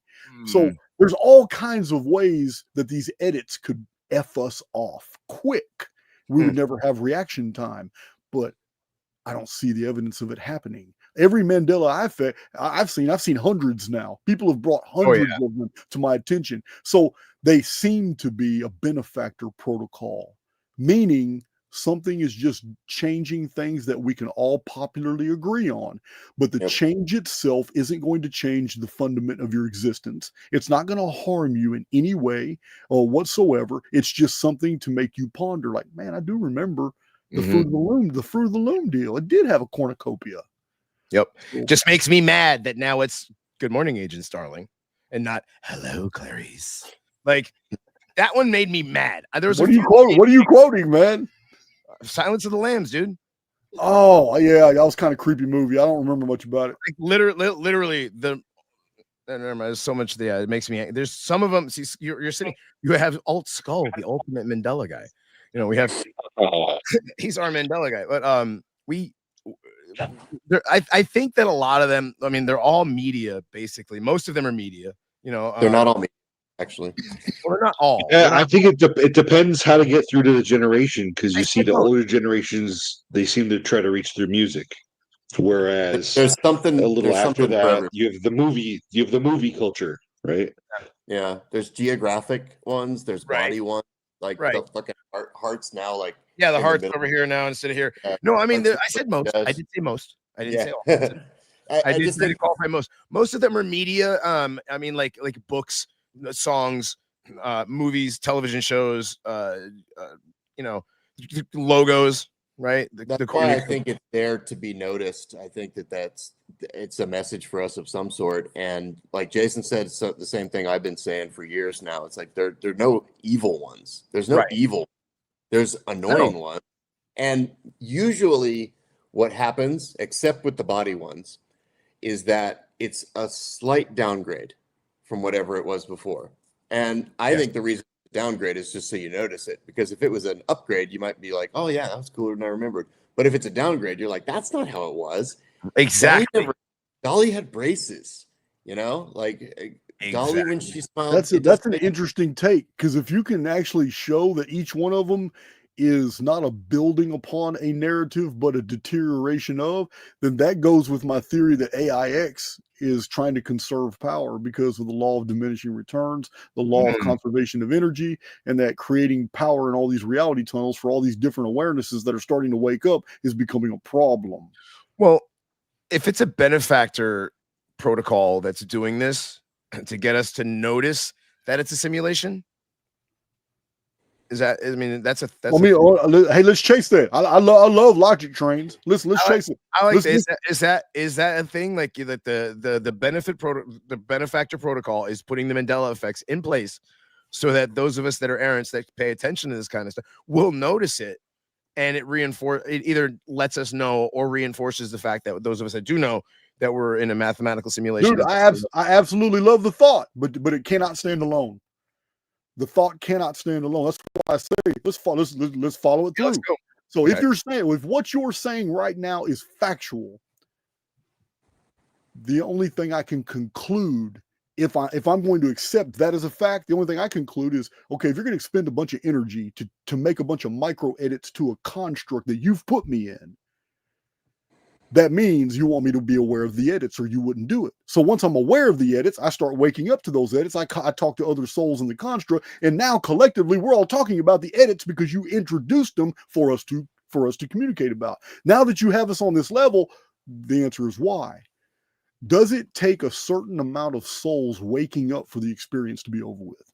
Yes, there you go. I think again, it's kind of like, Neo never woke up from the Matrix.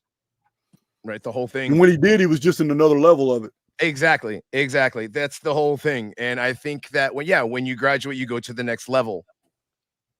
Maybe, I don't know. There's got to be levels to this. I mean, we wouldn't invent levels of video games if there wasn't. I find it interesting that the body Mandela effects seem to be improvements rather than degradations. So your kidneys you used to have the kidney punch, the rabbit punch in boxing, where the lower back, you're not allowed to hit in the lower back because that's where your kidneys are, except they're not there anymore. Now they're above in the almost the upper back. They're in the middle back behind the rib cage, protected behind the rib cage. And the heart used to be way over here to the left. And now you can still say there's always this little tiny bit of plausible deniability with these things. It's not dead center, but it's center right left. Yeah, it's just a tiny bit left. But it used to be way over here. And how many movie tropes have you seen where somebody gets shot right there and they're shot in the heart, or they had a pocket and the guy had a Bible in his pocket, or a fucking liquor flask or something like that, bro. Pouring out of it. Hold on. You just described Charlie Kirk getting offed, because I saw him get hit in the neck, but something right here blew out. You don't remember that? Well, my take on Charlie Kirk is the same as my take on 9/11. A was faking gay. B, nobody knows what really happened because nobody's seen any real video. None of that video was real. None of the video. You're right. It was all AI. Purposefully done so that nobody has any idea what really happened. Absolutely. I even mentioned on X that, to me, after going through a bunch of videos, I got tired of it. I divorced myself from the whole deal. To me, Erica's guilty. Simple as that. Now, once I moved on from my idea that Erica was in on it, and she's a part of that whole apparatus of jacking his whole life's work and all that, to me, I felt like it was like 6 or more teams all acting independently to throw people off. They were specifically there for that purpose. But now that you say that all the video was probably AI, I can agree with that too. It's just, there's too much fake and anomalies from every video that you look at, no matter what angle it was, the guy on the side, the guy in the front, the guy in the back, the guy from here, the guy from there. There's anomalies in every video, right? Yeah, absolutely. And it's like, how does that happen? How does, there's the pocket gun guy, there's the phone gun guy, there's the guy with the gun in the crowd, there's the guy with the gun in here. Like, there's so many different, and all of it is meant to completely confuse you as to what really happened. And what really happened is that this just kind of pushed the whole Christian Reich movement forward just a little bit further. Absolutely. Yeah. It's exactly what the tiny hats wanted. Yeah. Oh, absolutely. The tiny hats absolutely love this. 100%. Erica Kirk is, if you look at her family ties, implying. Oh man, I've already seen them. I've seen them now. You're preaching to the choir. Right. All the shit in Romania, everything. I've been through it. All that stuff. All of this stuff is linked. And and here we go with. I've said before, if you don't think we live in a one world government, I don't know what to tell you. This stuff is international to a point that, it's completely, everything goes through Romania and the Ukraine and China and here and there, and it's all the same people that are all connected together in the same small group of people, and a lot of them wear these small hats and have these funny sideburns. And Erica Kirk is completely connected to that, and the TPUSA is, and all the stuff that's with it, all the American First stuff. Well, now you've got Nick Fuentes going on Tucker, right? Mr. He's the white supremacist, neo-Nazi. He's not even white. He's not even white. He's half Mexican. We have a name for him. We call him Nick 56%. I got a question for all soul, because I don't want to leave this video, because this is dear to my heart. We moved away from the Mandela effects a little too fast. But man, please tell me the Star Wars deal is a real Mandela. Which one? Luke, I am your father. There's actually video of James Earl Jones reciting the script in an interview and saying, "Luke, I'm your father." So it's not no, I'm your father. He Right. says, yeah. It's the same thing. It's the same thing with Sir Anthony Hopkins. If you watch the interviews with the director and the producer, they said that he came in the room and he said, "Hello, Clarice," and we knew we had our Hannibal Lecter. When they gave the job to the woman that played Agent Starling in the USA thing about her 10 years ago or so, when they called her to let her know she got the job, when she answered the phone, you know what they said? "Hello, Clarice." Yeah. They didn't say "Good morning, Agent Starling." Yeah. Not even in the movie. It's not even in the movie. He's facing the wall and he says, "Good morning, Agent Starling." Listen, hey, look, I'm gonna tell you this. So in prison, I didn't get to see a lot of movies, but I read The Red Dragon. Are you familiar with that book? Yeah, that was the prequel, right? Ah, damn, man, I read that book, and I'm like, but when I got to the end of that book, I'm like, what the F did I just do? Why did I just read this book? It didn't make me feel good. It made me queasy. It was sick. It was terrible. I don't like the Hannibal Lecter guy, period. I don't know why I read this damn book. The movie was disgusting, actually. That was way worse than the first one. It was terrible. Yeah, man. The first one was really good. It was a really great psychological thriller, blah, blah, blah, all that. They don't make movies. Michael Mann did it. I haven't watched it in years, so I can't remember if I liked it or not. But I know Michael Mann did it, and he usually does a pretty good job with his movies. Sounds hilarious. You may be thinking of the second one though. They did another Red Dragon, like a later one. There was an original done by Michael Mann a really long time ago. Yeah, the one that had Edward Norton in it, right? I can't remember. Maybe. Yeah, he was with the deaf girl or the blind girl or something. Yeah. And the guy with the pigs, right? And the guy who's like melted face and all that. Yeah, that was Red Dragon. That was Red Dragon. There are two. It was really gross. Mm. Yeah. I think Grognak left. He came. He's back in. Oh, there he is. Oh, he just changed sides. Hey. I don't know. Grognak teleported, man. What other questions you got, Grognak? He's got a bunch. I have to go. I will be right back, you guys. I have to go. I have an issue going out in the kitchen. I will be right back. All right, Johnny. So I'm glad you had Paul Tice on, because when you were asking about what guests you should have on your show, that was one of my comments. I had just finished. All right. I had just finished Jumpin' Jehovah, which was a great book. I gotta read some more of Paul's books, but I thought that was a great interview you had with him. Thank you, man. The other day. I was kind of nervous. I guess I just wanted to know, like who you had on recently that you enjoyed having on, and who's coming up next. Paul Tice is coming back on the 27th. He's already talked to Big John. And he's coming back so fast because that's no preparation on my part. We're talking about Paul's research. He's not just a publisher; he's a really good writer himself. So, I have John Lamb Lash. I don't know when John is going to come back on the channel, because he and I are going to do some research collaboration, which is, I'm honored, because, he's a man in a league of his own, and he's invited me to research some topics with him. And we're going to be doing that in pre-recorded videos and then releasing them on his channel and my channel. And this is really interesting, because this is a collaboration, meaning we're both going to be researching the same things and coming up with what we come up with. And that's an honor. That's an honor, because no one has invited me to do that ever. And no other authors, no other researchers have done that. So John Lamb Lash was really a turn of events, because I was just thinking he was going to be a guest and I probably wouldn't hear from him again, but it was ended up being something pretty interesting. But I've had some very interesting personalities come on in the past 4 or 5 months, and I can't really weigh one against the other. Everybody has their value they bring to the table. It's just me. I'm really stuck on the numbers. I really like the calendrical mysteries. And so I don't really play favorites with I fall in love with personalities, not with what they're really presenting. You understand? So there's all kinds of great people that have been on.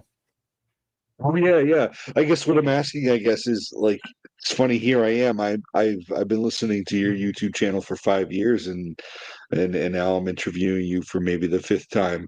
Do you have some heroes, people you would consider contemporaries in your studies that you're surprised you now sitting down and getting to talk to some of them? Well, That's a real good question. You put me on the spot, bastard.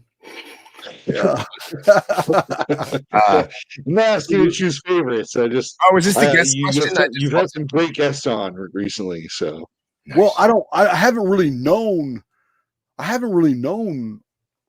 most of my guests. There are people that my community wanted me to talk to, but I really just haven't known them. The people that I began my channel quoting a whole bunch, they tell you don't ever meet your heroes, right? So, I mean, I used to quote David Hatcher Childress religiously because I read all of his books and they're fantastic. But his attachment to Ancient Aliens has left a bad taste in my mouth, man. And I don't endorse him anymore. I won't even invite him into the channel. But I don't know, man. It's everybody has a different tune. But I'm not out in social media reviewing everybody else. My contact with all the people you guys listening to is basically through you. I put out a prodigious amount of content, and it pretty much restricts my ability to be able to surf. Like, you've been here for a week now, right? More than that, sir. Longer than a week? Oh, yeah. Yeah, he's been here every day kicking with me, and he sees the rhythm of my ways. I don't surf the internet looking for anything. I have so much material of my own. I live in my own little bubble. I don't mean to sound selfish or anything, but I don't have time to review other people's stuff. I do not. So I'm just doing my own thing. And when my path crosses with another soul and my community wants to hear from them, like you guys should have been back on the channel a long time ago, because my community is always asking when you're going to have the Paranormies back on. Anybody who comes on my channel is because of my community, not because of me. You leave it to me, I just keep doing. I've always got 500 videos in me. I'm going to keep on. Matter of fact, you guys are about to get blitzkrieg starting tomorrow, because there's over 50. How many we got loaded? Oh, Lord. So Jeez.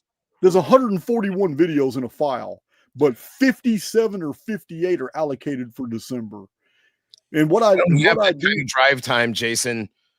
yeah, well, I've been sitting in the studio. It's all I do now. I just sit here and go. Like, he and I did a bunch of rock work today. It wasn't a bunch, but everything's 80 pounds. Wet clay. I got huge rocks that I put as facing all around this building that's around my studio. And he helped me today, and we were miserable because it's cold outside. I got red clay mud puddles everywhere, and we're trying to get this flat. Yeah. And then I got these huge facing blocks that we're trying to get into place. So we both came in here disgusted, like, man, you know what? We're so weak, dude. It's gonna rain all day We're tomorrow, you just- gotta do it. And it's going to rain all day tomorrow, too. That's great. Yeah, it's gonna rain all day tomorrow too. It's How gonna close rain are all you, day Johnny? tomorrow here, too, yeah. What's that? Where are you at, Johnny? I'm in Tennessee. Oh, okay. So it's gonna rain in Tennessee too. Yeah, it's gonna rain bad here tomorrow. Yep. Yeah, rain So- today. snow. So to get back, Grognak, to get back to your question, I prefer to have all these guests because most of the guests are because people contact Big John. People in my community already know, if you want to see somebody on Archaix, send it to Big John. Big John will schedule it.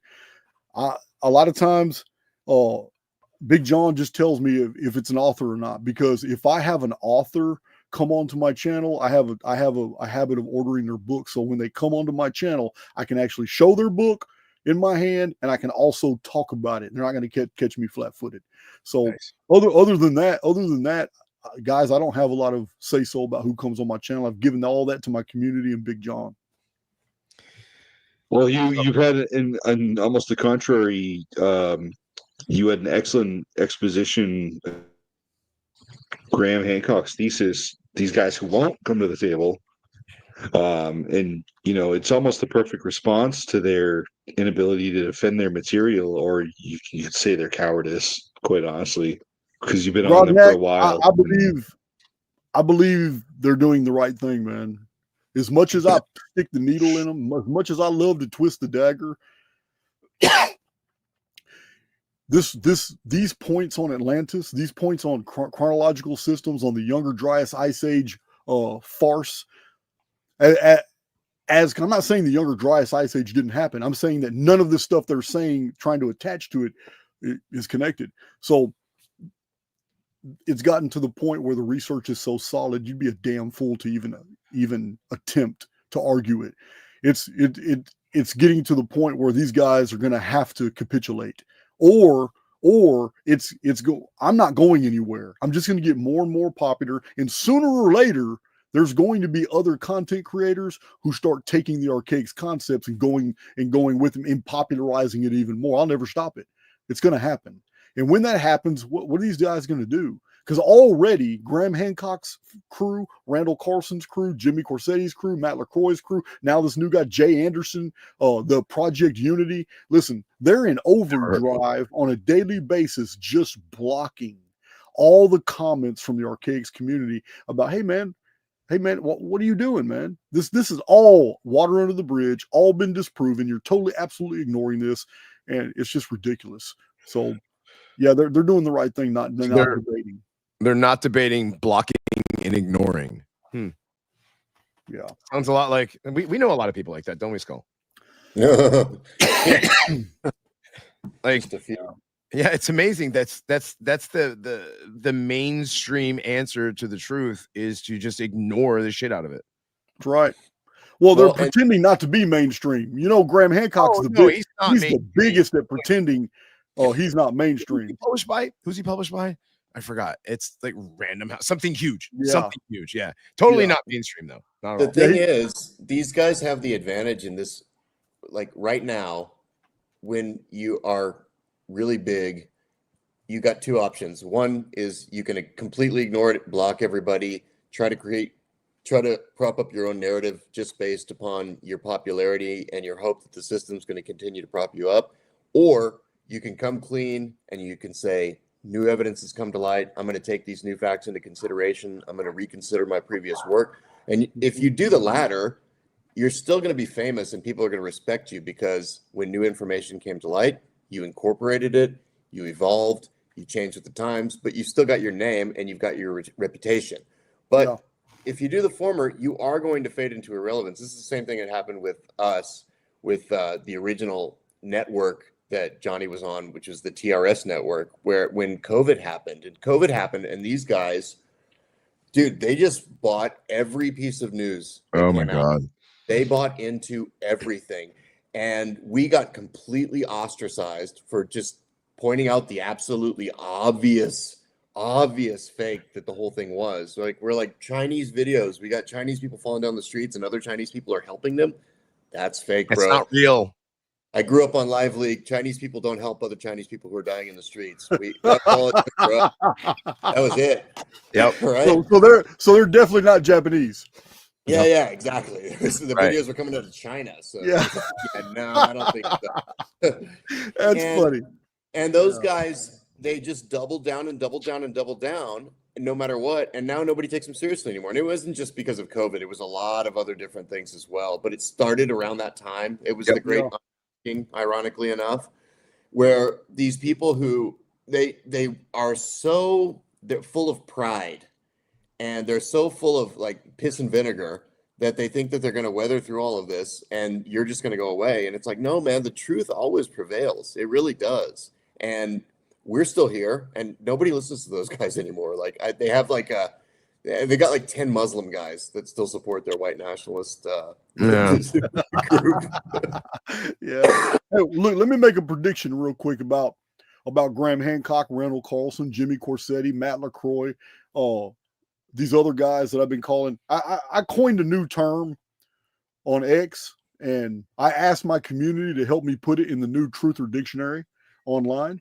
It's CAPS. This is copy and paste scholars. It's all these guys that are copy and pasting other people's research, passing it off as their own, and they have mega channels like Jay Anderson. I'm accusing Jay Anderson of doing that. Is that Pastor Jay Anderson?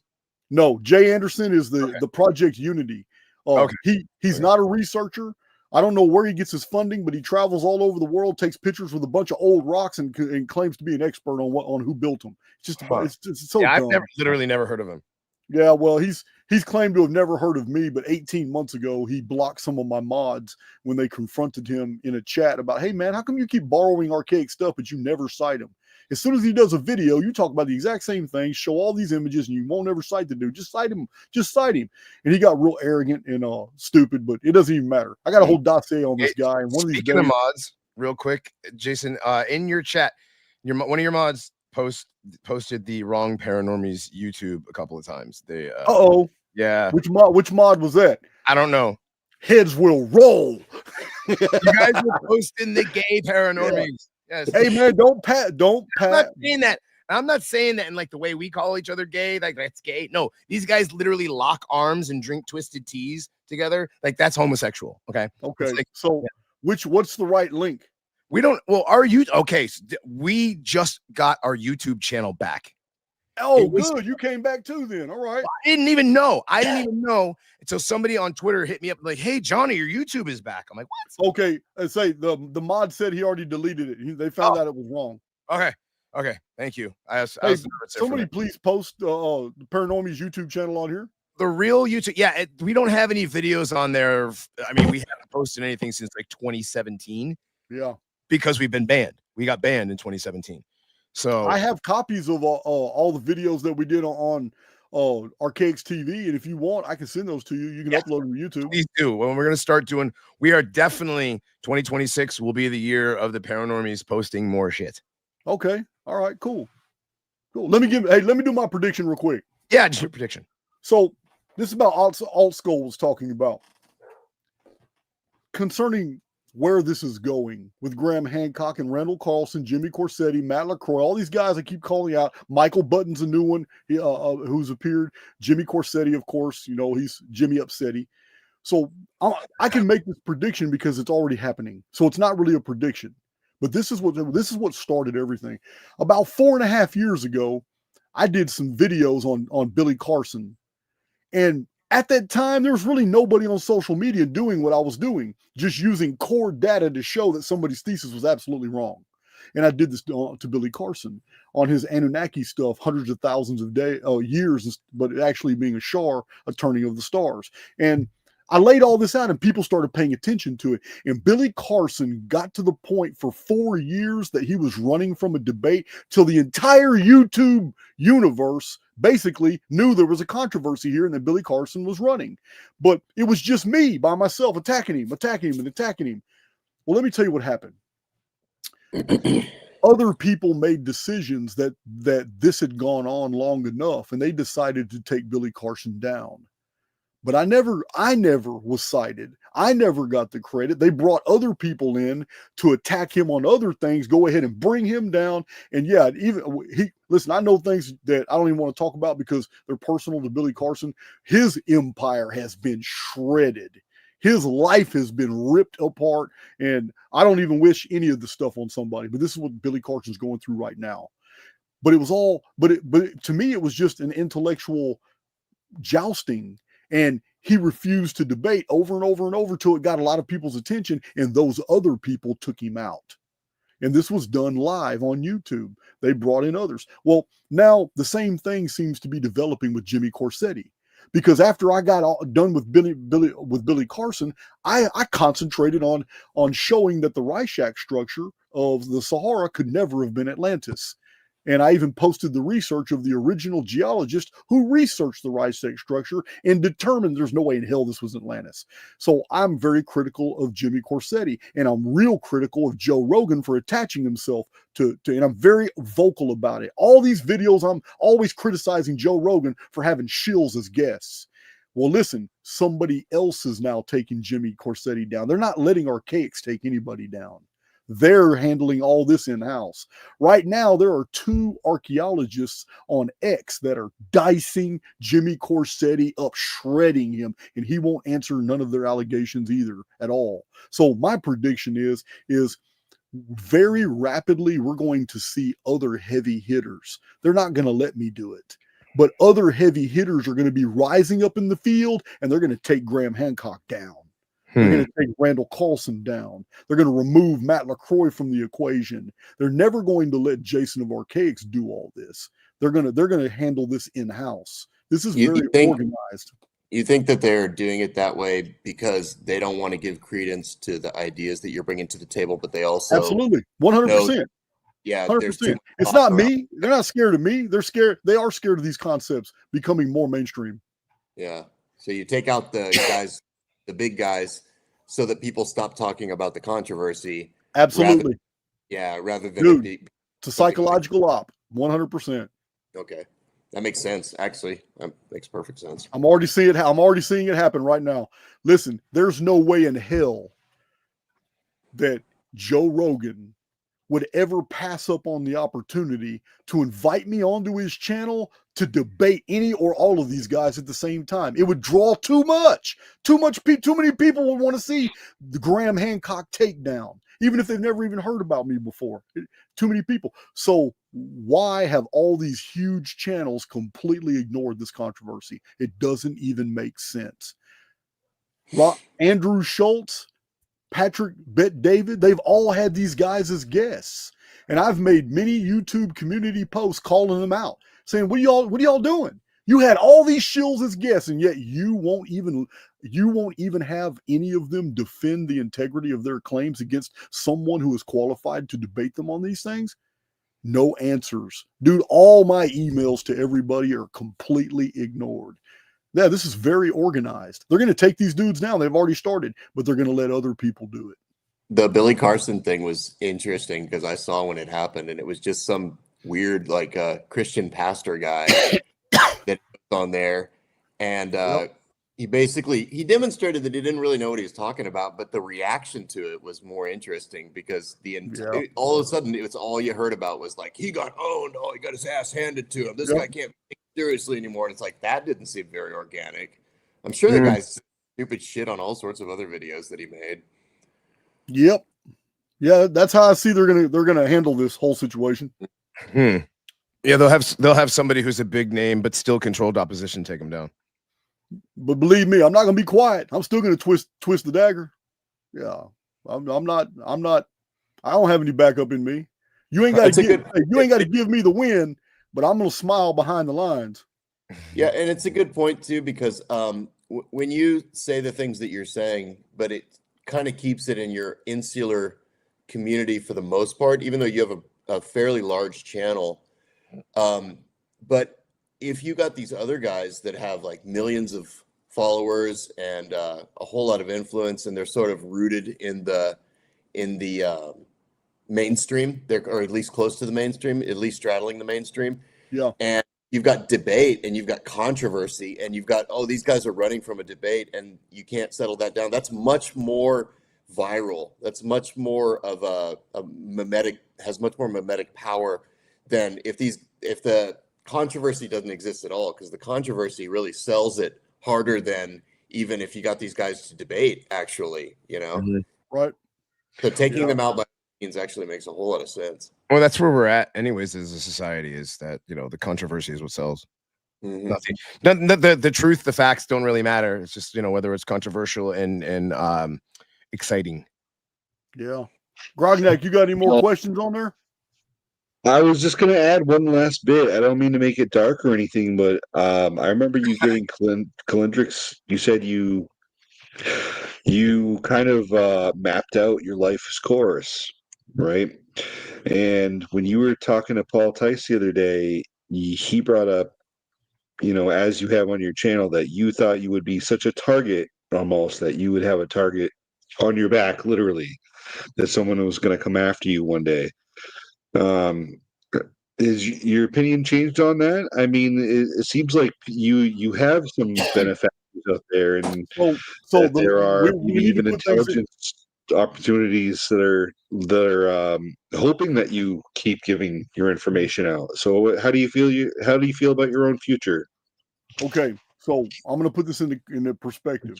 The letter was written by a prisoner who had not yet began the very trek that I was telling my publisher that I intend on treading.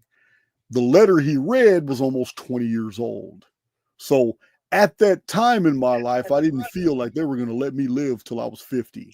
Not doing everything I was going to begin. Now you have to understand as well, put this into context. The research that I put together and started bringing to the public's attention, this was super, super sensitive back in 2001, 2002, 2003, 2004, when I was doing all this research. But since 2020, it's like I fell in right at the right time, because now everybody else is talking about a lot of these things as well, because my channel started in April of 2020. And this is why I didn't get axed like all the other channels did around 2020 that were already established and talking about these things. Nobody was listening to me in 2020. I didn't get any really 1,000 followers till 2022. Excuse me, 2021. Now, but I have done the numbers. I have done the calendrics. I've done them on my dad. My dad lives fearlessly because of what I've told him. I've run his numbers many times. You can run them on anybody. I even have a video on YouTube still today on how you can predict anything, using this system. I can't remember the name of it. My moderators know my videos better than I do, but I have a video of how you can predict the future in 2 minutes. So, using that system, yeah, I've looked into me, and I've even shared that, Grognak. I've shared that with my community. They may not remember it, but I did do a video a few years ago where I told my community that I know for a fact I'm going to be alive in 2040. I'm going to see the very things that I've spent my life researching about, but I'm not going to make it to 2046, because I've run my chart numbers and they all end in 2043. And no matter how I try to manipulate the numbers and try to start at different times in my life, everything ends for me in 2043. And this is further evidence to me that we're in a mathematical construct. I'm not going to be here for the Nemesis X object, but I'm going to witness the Phoenix. There's no doubt. No doubt. My dad would have never believed he'd be alive today. Yeah, I sent him his chart about 20 years ago. He still has it somewhere. He still has it with a whole bunch of wine stains on it somewhere. He's still kicking around, picking on you, right? Yeah, man. You know what? I got to give it to him. None of this would be possible without him. Yeah. None of this would be possible without him. Speaking of guests that you've had on recently, didn't you recently have a preterist on your show recently? A preterist. Yeah, you talking about Little Season? Yeah, I did. I didn't know that they were called preterists, but I guess it would be. The theory is it's called preterism. The fact that millennial reign, that Jesus already came, and all that stuff. Yeah. It's okay. I know I haven't had a chance to listen to it yet. Dude, you have put out so many things that I do have other content creators that I She was a great guest. She was a great guest. Yeah. I just totally disagree. You totally disagree, right? Well, she didn't know this. She didn't even know when she came on my channel. But about a year ago, I put out a video on Satan's Little Season, and I gave my arguments in that video as to why this theory doesn't hold water. Because can you, real quick, for our listeners who haven't had a chance to listen to that, could you give us a quick synopsis of what your video was, or you want to? I can give you the real basic, because I went into the minutia. I went into the minutia on that. No, the basic. Yeah, well, there are things that there are many things that Jesus has said as prophetic in nature that could have never happened before AD 70, and it's hard for me to go back a year on a subject matter I had no interest in whatsoever. You weren't really even interested in the topic. I spent a week researching it, and then turned around and did my video as to why, because the whole millennial reign of Christ deal requires that we have some type of evidence from somewhere, and there's got to be some type of evidence somewhere that the holy camp of the saints was reigning for 1,000 years, and that there was a golden age period for 1,000 years when Satan was imprisoned. So I understand that in 1776 you think Satan was loosed, and he was freed. I get that. So I kind of made a deal with that girl when she was on my channel, and she's a great personality, and she has some pretty compelling videos too. But I made a deal with her. I said, well, look, if the Satan's Little Season theory is correct, then you and I should have a whole lot to talk about next year, because 2026 is integral to that theory. Yeah, 2026 is absolutely integral to that theory. How so? That's what she was talking about. Okay. I have to. That's the next one. That's 250 years, right? Yeah. The season, technically, it's a fourth of a millennium. Yeah, it's a fourth of a millennium, so it's a little season. Okay, but see, they're one of their copes for the fact that there's no evidence is that it was covered up with the Dark Ages and the Jews who wrote history. Yeah, see, I have a problem with that as well because,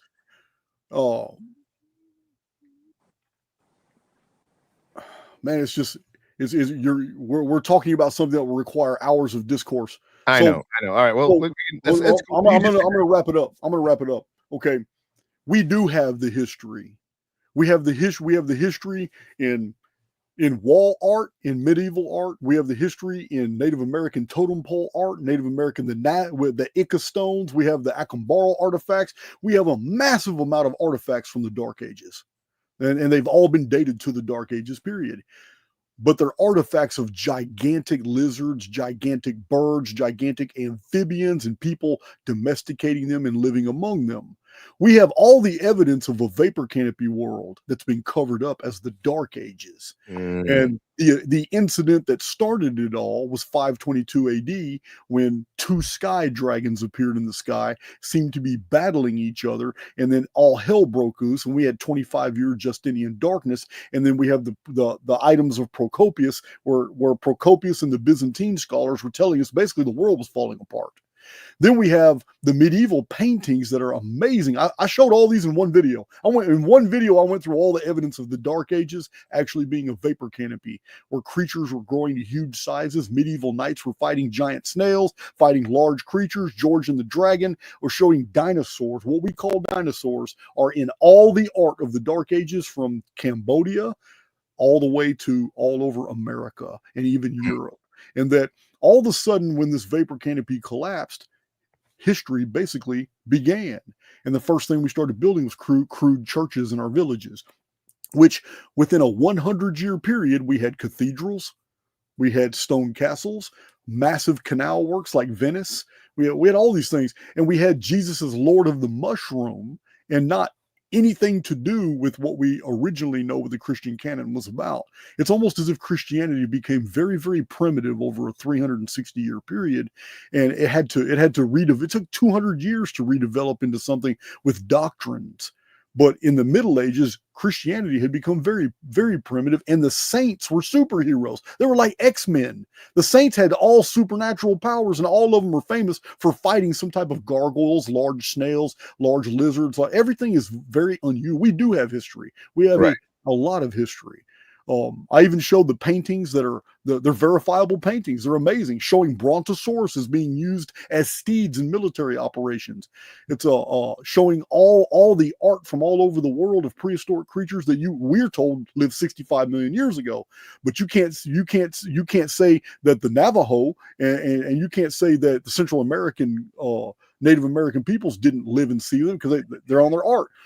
I'm talking about hundreds of vessels of pottery with anatomically correct Stegosaurus, Triceratops, all kind of megalodon statues. Everything is ornate. Totem poles showing dinosaurs, people living among them, eating with them, hunting them, riding them. And this is all dated to the Dark Ages period. So I'm going to disagree that we don't have any history, but I'm going to agree that it's all been rewritten by Jewish scribes, because they're hiding something else. This was caused by the Phoenix, and it's on the exact date of the 138-year Phoenix phenomenon, 522 AD. It is the reason why the Roman Catholic Church hid the Phoenix calendar. We have the research of from the year 1900 who went through the Vatican archives. Maybe my moderators remember his name. I just said his name 2 days ago, but I quoted his book extensively as to where we got the Anno Domini calendar. The calendar you and I are under right now was specifically created because they wanted to hide an older calendar based off cycles of 552 years. This is the Phoenix cycle. It's 138 times 4. So it was a fourth magnitude event, and it literally plunged the world into some weird land of the lost type shit for vapor canopies. Sun disappeared for a long period of time because volcanoes all over the world were blowing up.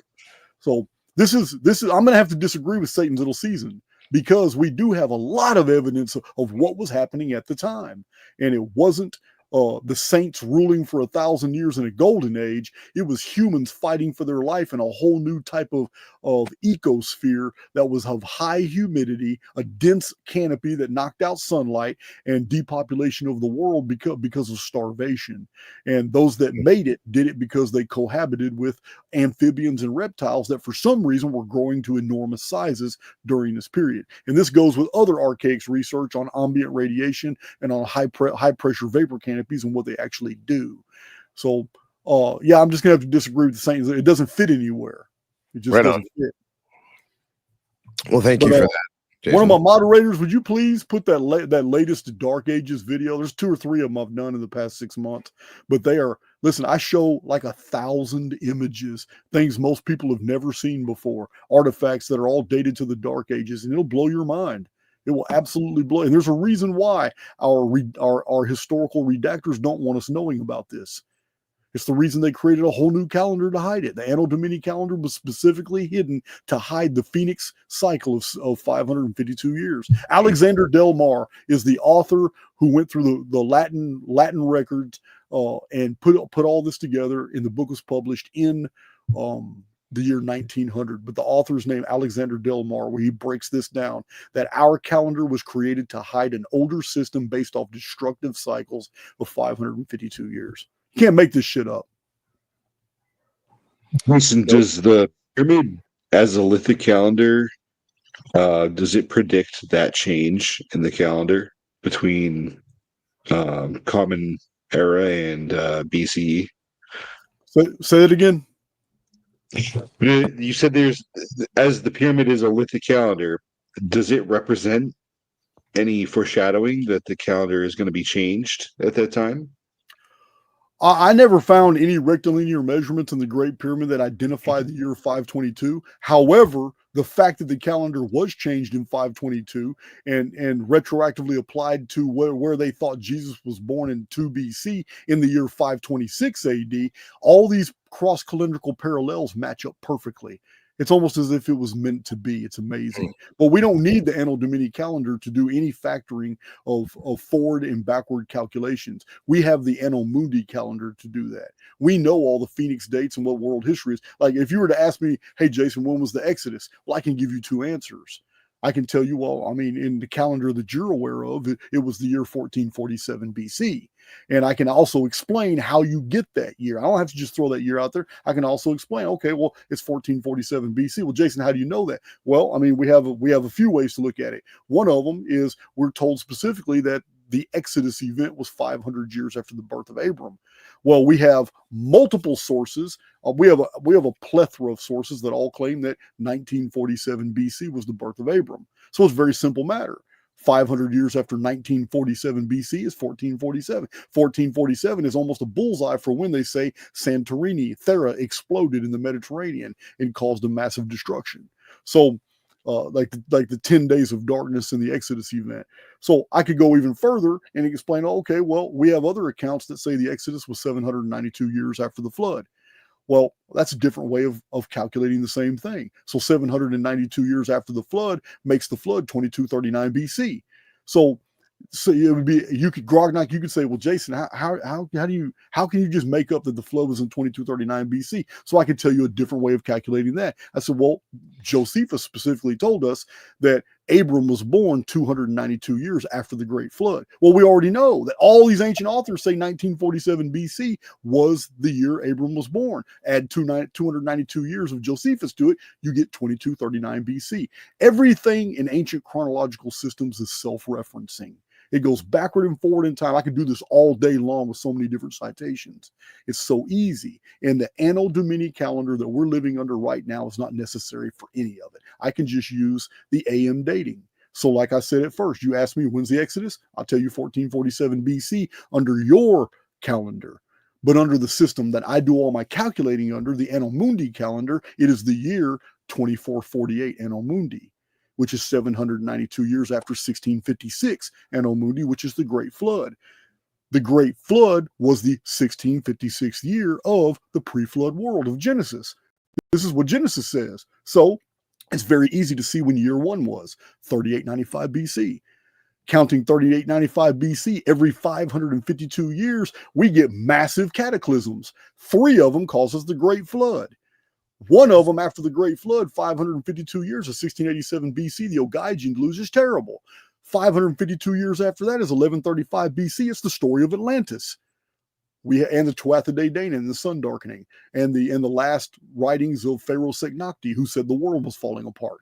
Then we have 552 years after that, and we get what we talked about earlier, the sun darkening predicted by Thales of Miletus, an Ionian by remote descent, who is said by many ancient Greek authors to be the inventor of a strange box with gears that allowed him to calculate things forward and backward in time. This is 583 BC, which I've talked about many times.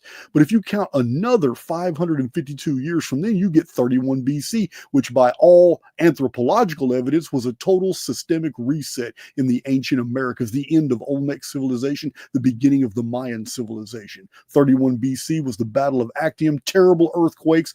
Jerusalem had the worst earthquake of all time. Olympia had a terrible earthquake. There was a sky dragon scene of burning in the sky over Egypt, and the Americas are destroyed. But 552 years after that is 522 AD when 2 sky dragons were seen and caused a 400-year-old Dark Ages period. This is when the AD calendar was. So the reason I'm saying all this is because I do not need the Anno Domini calendar for anything. I can just use the Anno Mundi calendar and go forward and backward in time and give you all your dates, and all the math is still perfect. Still perfect. Well, math never lies. The numbers don't lie. Men do, but the numbers don't lie. Oh, man, I hate to do this, Jason, but I'm going to have to get going soon. Okay. It's all right. Yeah. Appreciate you having us on, brother. You got to come. You got to come back and hang out with us and do. Yeah. Just all you got to do is invite me. I'll hit up Big John. Absolutely. All you got to do is invite me. That's people. A lot of times I show up on other people's shows. It's because Big John told me to. Right on. Yeah, it's good to talk to you again, Jason, after such a long time. Yeah, man. It's been great. I'd like to see you guys all stateside. Yeah, absolutely, dude. Yeah, we will. Let us know when you're doing another thing. We'll see if we can't get to it, and we'll figure something out when Skull. I am doing a meetup in February. I'm doing a 2-day event right here. I'm even bringing people to my property from the event. Also, I've got 2 restaurants lined up, so we're going to be all day at like a convention center, which got an outside bar. It's badass, and we're going to spend 2 days there. And then also each night we're going to go hang out at restaurants till about midnight. We've already got all that organized. And while a lot of people are catching their flights to go back home or whatever on that Sunday, some others who want to hang around even longer, I'm inviting them back to my property. Nice. When is this happening? I'm going to see if I can free up. February. This is the end of February. Ooh, plenty of time. Awesome. Yeah, let me know, man. I definitely work something out. Absolutely, dude. Yes, we will get in touch with you to have you back on the show. And thanks for answering a lot of our questions, man. And thanks, chat. You guys have been great. Awesome sauce. Hell yeah. Old Skull Grognak. It's been real, man. Yeah, brother. Thank you, Jason. Thank you. Yeah. It's been fun. Yeah, just schedule it, and I'll come join you guys. And please send me a reminder email, and I will go through the files. So since you guys got your YouTube channel, man, I will send you all the videos that we did together. Hell yeah, man. Awesome. All right, guys. All right. Cool. Thanks a lot, bro. Later. All right, you. See ya. Later. Yeah, man. That's a good group. It's a good group, guys. I like the Paranormies. Let's see. OG, we've been going 2 hours and 23 minutes. Yep. It is 9:25. So like 15 minutes. Oh yeah, we got to finish that. Yeah, we still got a third of a bottle of really good blended whiskey, and I think we're gonna enjoy that right now. That was a great talk. Never know what direction we're gonna go in. I got a special place in my heart for the Paranormies, and I liked Reinhardt too. But I'm glad to see them back on YouTube. Man, they've let a lot of people back on YouTube lately. My algorithms 1935. Yeah, it's 1935 all over again. 1933 all over again. Yeah. We're not dumb. We're just not dumb. Pamela said it freaking flew by. I know, right? That's the Archaix effect. So I do want, because it starts tomorrow, I do want to tell you guys what to expect. Listen, if you're willing to put the work in, you're going to be among the most educated individuals in the world. I put some work into this project only to make sure it's a playlist all by itself. And there's never going to be any confusion because every single thumbnail is nailed. It's numbered. And it literally says Archaix report number 1, Archaix intel report number 2, Archaix intel report number 3. Underneath each title that says Archaix intel report and what number it is, underneath that, it's the actual title of whatever the research is. This is the easiest and fastest way you can catch up with all the Archaix stuff. I started from the beginning of my channel. I went through videos and I eliminated all that chatter and all that talk and all the original intros. I eliminated it all so that each video starts instantly go into the core data. I went to the end of each video and I listened to each video. And as soon as I started rambling and personalizing like I'm doing right now, I went ahead and chopped it off. As soon as my historical, chronological, philosophical, or spiritual point was made, done. Video's over. I put a little ad on the end of each video, but it's a bunch of different little ads. It's all mixed up. But what I'm saying is this is how you catch up. I did the work for you. All you got to do is listen, and you're going to get at least one video every single day of December, plus my ordinary scheduled podcasts and live videos. Cypher community is still going to get your long 3.5 hour videos every week, like we do. And for the members only, those of you who are members, supporting members of Archaix, if you pay attention, there are 3 Cypher videos that I just wanted you guys to look at so you can see what we're really doing in that group. Yeah, we're giving the business. So there's three new videos that appeared overnight for the members only, so you can see the inner workings of Cypher and what we're doing in the Cypher community on screen. But the month of December is going to get you educated like no other. 57 or 58 videos are already planned to be released. And 14 or 15 of them are already on YouTube. But they've all been scheduled and they will drop every day. They're already scheduled to drop. And the 13 days before Christmas, we'll have 2 videos a day. It's the Archaix 13 days before Christmas, 2 videos a day. At the end of the month, at least 57 videos will have been uploaded to YouTube. And we're not done. January, I'm going to continue because I still have I got 141 in the file of the Archaix intel reports. And that's just the beginning. I got Big John and Big Cole both on the project, and we're getting this done. So anyway, guys, That's it for now. Love talking to the Paranormies. That'd be awesome to see him in Texas. I'll remove that from studio. I'm gonna find another little old. Find me another little old outro. I don't want that outro. I want something different. I got all these new ads I did, but I never did a Cypher ad. I forgot. I didn't even know. I did open the door back to Cypher, but I haven't been advertising it. I've been letting some people come in now, but we got a super tight community in Cypher. We're doing it. We do NFL predictions every single week. All right. Let me find this.